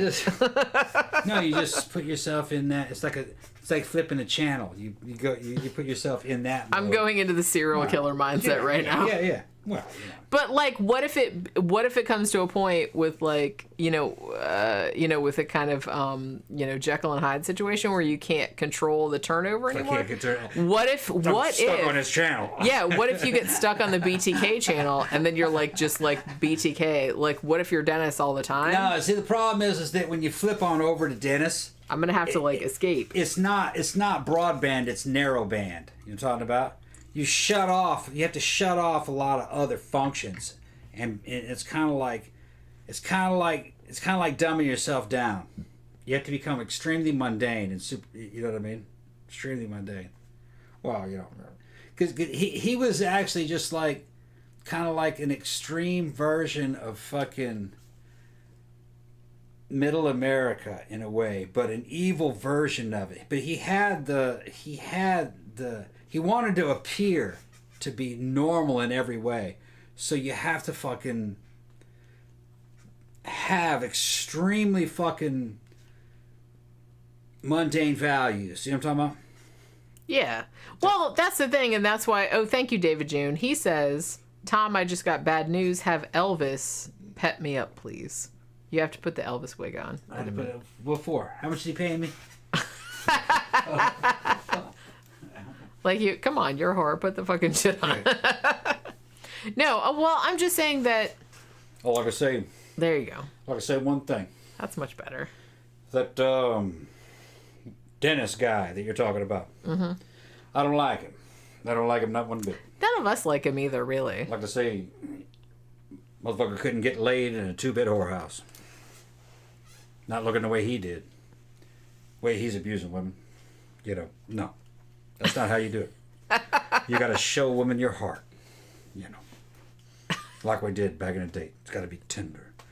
Love me tender, love me true, never let me go. Like, can I just say, if you get stuck in a mode, can you get stuck in this mode? I like this. I do what I want to do. Never let a woman tell you. Don't get stuck in BTK mode. That'd be really alarming. You should be in. You should just flow normally. Just flow. Oh my god. Flow no. I think I got this appointment I have to make with President Nixon. I'll be seeing him next week. Y'all gonna eat some M&Ms? I'm gonna eat all that motherfucker's M&Ms. Eat all his M&Ms. I heard about him. He can buy more M&Ms. Yeah. He's the fucking president. He's the president, but I'm gonna show him that I'm the king. A president has to be elected. A king is actually chosen. He's chosen by destiny. Sometimes he has to pull a sword out of a stone. Sometimes he has to slay a dragon. Sometimes he has to woo a maiden from another country to become a king. But either way, I'm the king, and I'm the king of rock and roll. Everybody knows it. They call me the king, even though secretly I know I'm not the king. True king is Roy Orbison. Fine figure of a man. I agree. Fine figure of a man. Okay. That's all I'm going to say. I'm not a trained monkey. You know? Yeah, but I never know when you're going to stop talking. I'm not talking. I'm oratating. Oratating? I'm oratating. We only say that in Tupelo, Mississippi. Maybe you should get me another drink while you're It's time to end the show, Jenny. I don't think it is. We're not even at 3 hours. It's not even 3 hours. I told you this was going to be too short. I told you. No, it's fine. The 3 hours is fucking fine. What are you talking about? You. I have to cook something to eat after this. Can I have one more drink, though? Yeah, I'll make you one when the show's over. Oh, you suck. I understand. I understand what she's trying to do. She's trying to drink in front of the camera and get me to ham up for the next fucking hour. It's not going to happen, Jenny. Why? It's not gonna happen. I'm having fun, though. It's Friday night. I'm getting started. I'm hungry. Okay. I'm hungry and I have to cook. I have to cook a patty melt. I'm going to make some fool's gold. I got a whole can. I got a whole jar of peanut butter. And a big old French bread. Wait, you're going to put peanut butter on the patty melt? A whole jar of peanut butter on top of French bread with a whole jar of jelly. Victor says we can do 4 more hours of sidetrack. I'm sure that'll probably happen on Wednesday. They just want me to be Elvis. Everybody likes when you're Elvis. Okay. Everybody loves Elvis. Come on. Yeah. But yeah, it's kind of like that whole thing. This is kind of like the whole fucking, I don't know, man. This dude, I don't know. I was watching the fucking BuzzFeed Unsolved about this, and they came to the conclusion. Their conclusion was essentially, fuck this guy. Yeah. Fuck this guy. So as soon as they heard about all the shit that he was doing, they're like, yeah, fuck this guy. I don't blame all the people. And honestly, I have to say, I don't know what it's because it's many years later, but all the people in Skidmore, Missouri, that every single one of them has like kept their mouth shut all of this time. No one has said anything. No one's written a book about it. Yeah. Hey, it was me. Nobody. Well, it's just they've just totally locked down, and I respect that. The ones that did it are probably dead by now. They probably are. But this is Missouri, a fucking extreme situation. Justice served. It was Missouri justice. Missouri justice. And like I said, they put up with a lot from this motherfucker before finally. It wasn't just kind of like, oh, this dude cut me off in traffic, I'm going to shoot him in the face. It wasn't that situation, because I know that happens. This dude got away with shit for 20 years, like serious shit. Rape, assault, theft, and he shot a couple people. And he got away with it. The justice system failed them, so I get it. I get that the townspeople were just kind of like, yeah, fuck this bitch. We're not going to, like, take this anymore. I get it. Well, we don't know who did it, man. It might have been cops. Although, like I said, I don't know if any cops were left in town because they left, but I don't know. It doesn't really matter. It doesn't matter, like, who it was. Yeah. That's an alibi. Nobody's talking. Yeah. And honestly, I hope they don't. I hope we never know. It might have been cops. If the cops had left town, if that's the official story, then that means that they had an alibi. My favorite thing about this story is that after everybody, like, shot at him and he just died in his fucking truck, and they didn't even bother. They didn't turn the truck off. They just let it run. Yeah. Nobody called the cops. Nobody called the ambulance. They just, like, went home. Yeah. They're like, and the cops found him in there later. Huh? Yep. Yeah. They're like, fuck that bitch. Yeah. We're just going to leave him there in the middle of the fucking street. Yeah. And it's like, yeah. No witnesses, nothing. I like that. Honestly, if it was me, I know I'm kind of an asshole, but honestly, if it was me, I would have liked him to suffer more.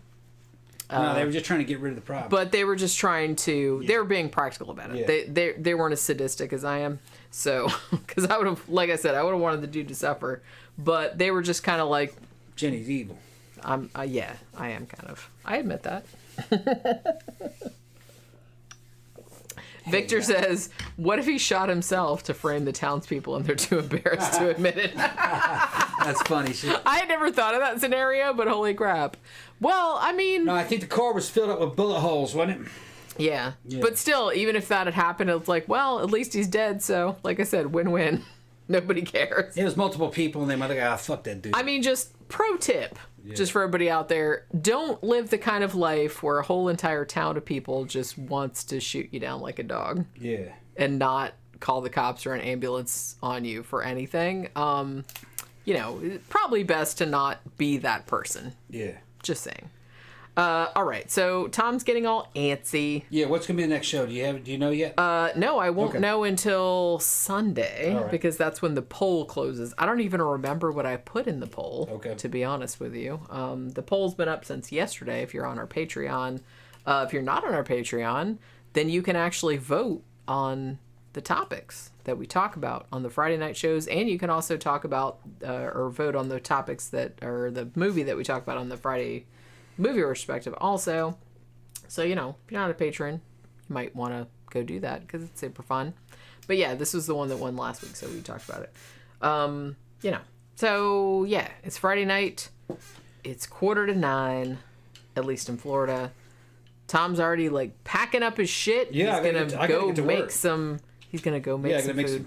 Make some patty melts. Yeah, I gotta dice onions and shit. He's gonna dice onions. I gotta dice onions. All right. I've been working all day too. I know. I did. Not only did I do this show, I also recorded 3 videos today. I know that. I gotta work drunk though. Okay, go ahead and shut it down, Jenny. Gotta go. All right, so we're shutting down. We will see you guys on Sunday afternoon talking about whatever movie that we end up watching, whatever this weekend. So thanks everybody for dropping by, hanging out with us, talking about true crime. We will see you guys on Sunday afternoon. Bye.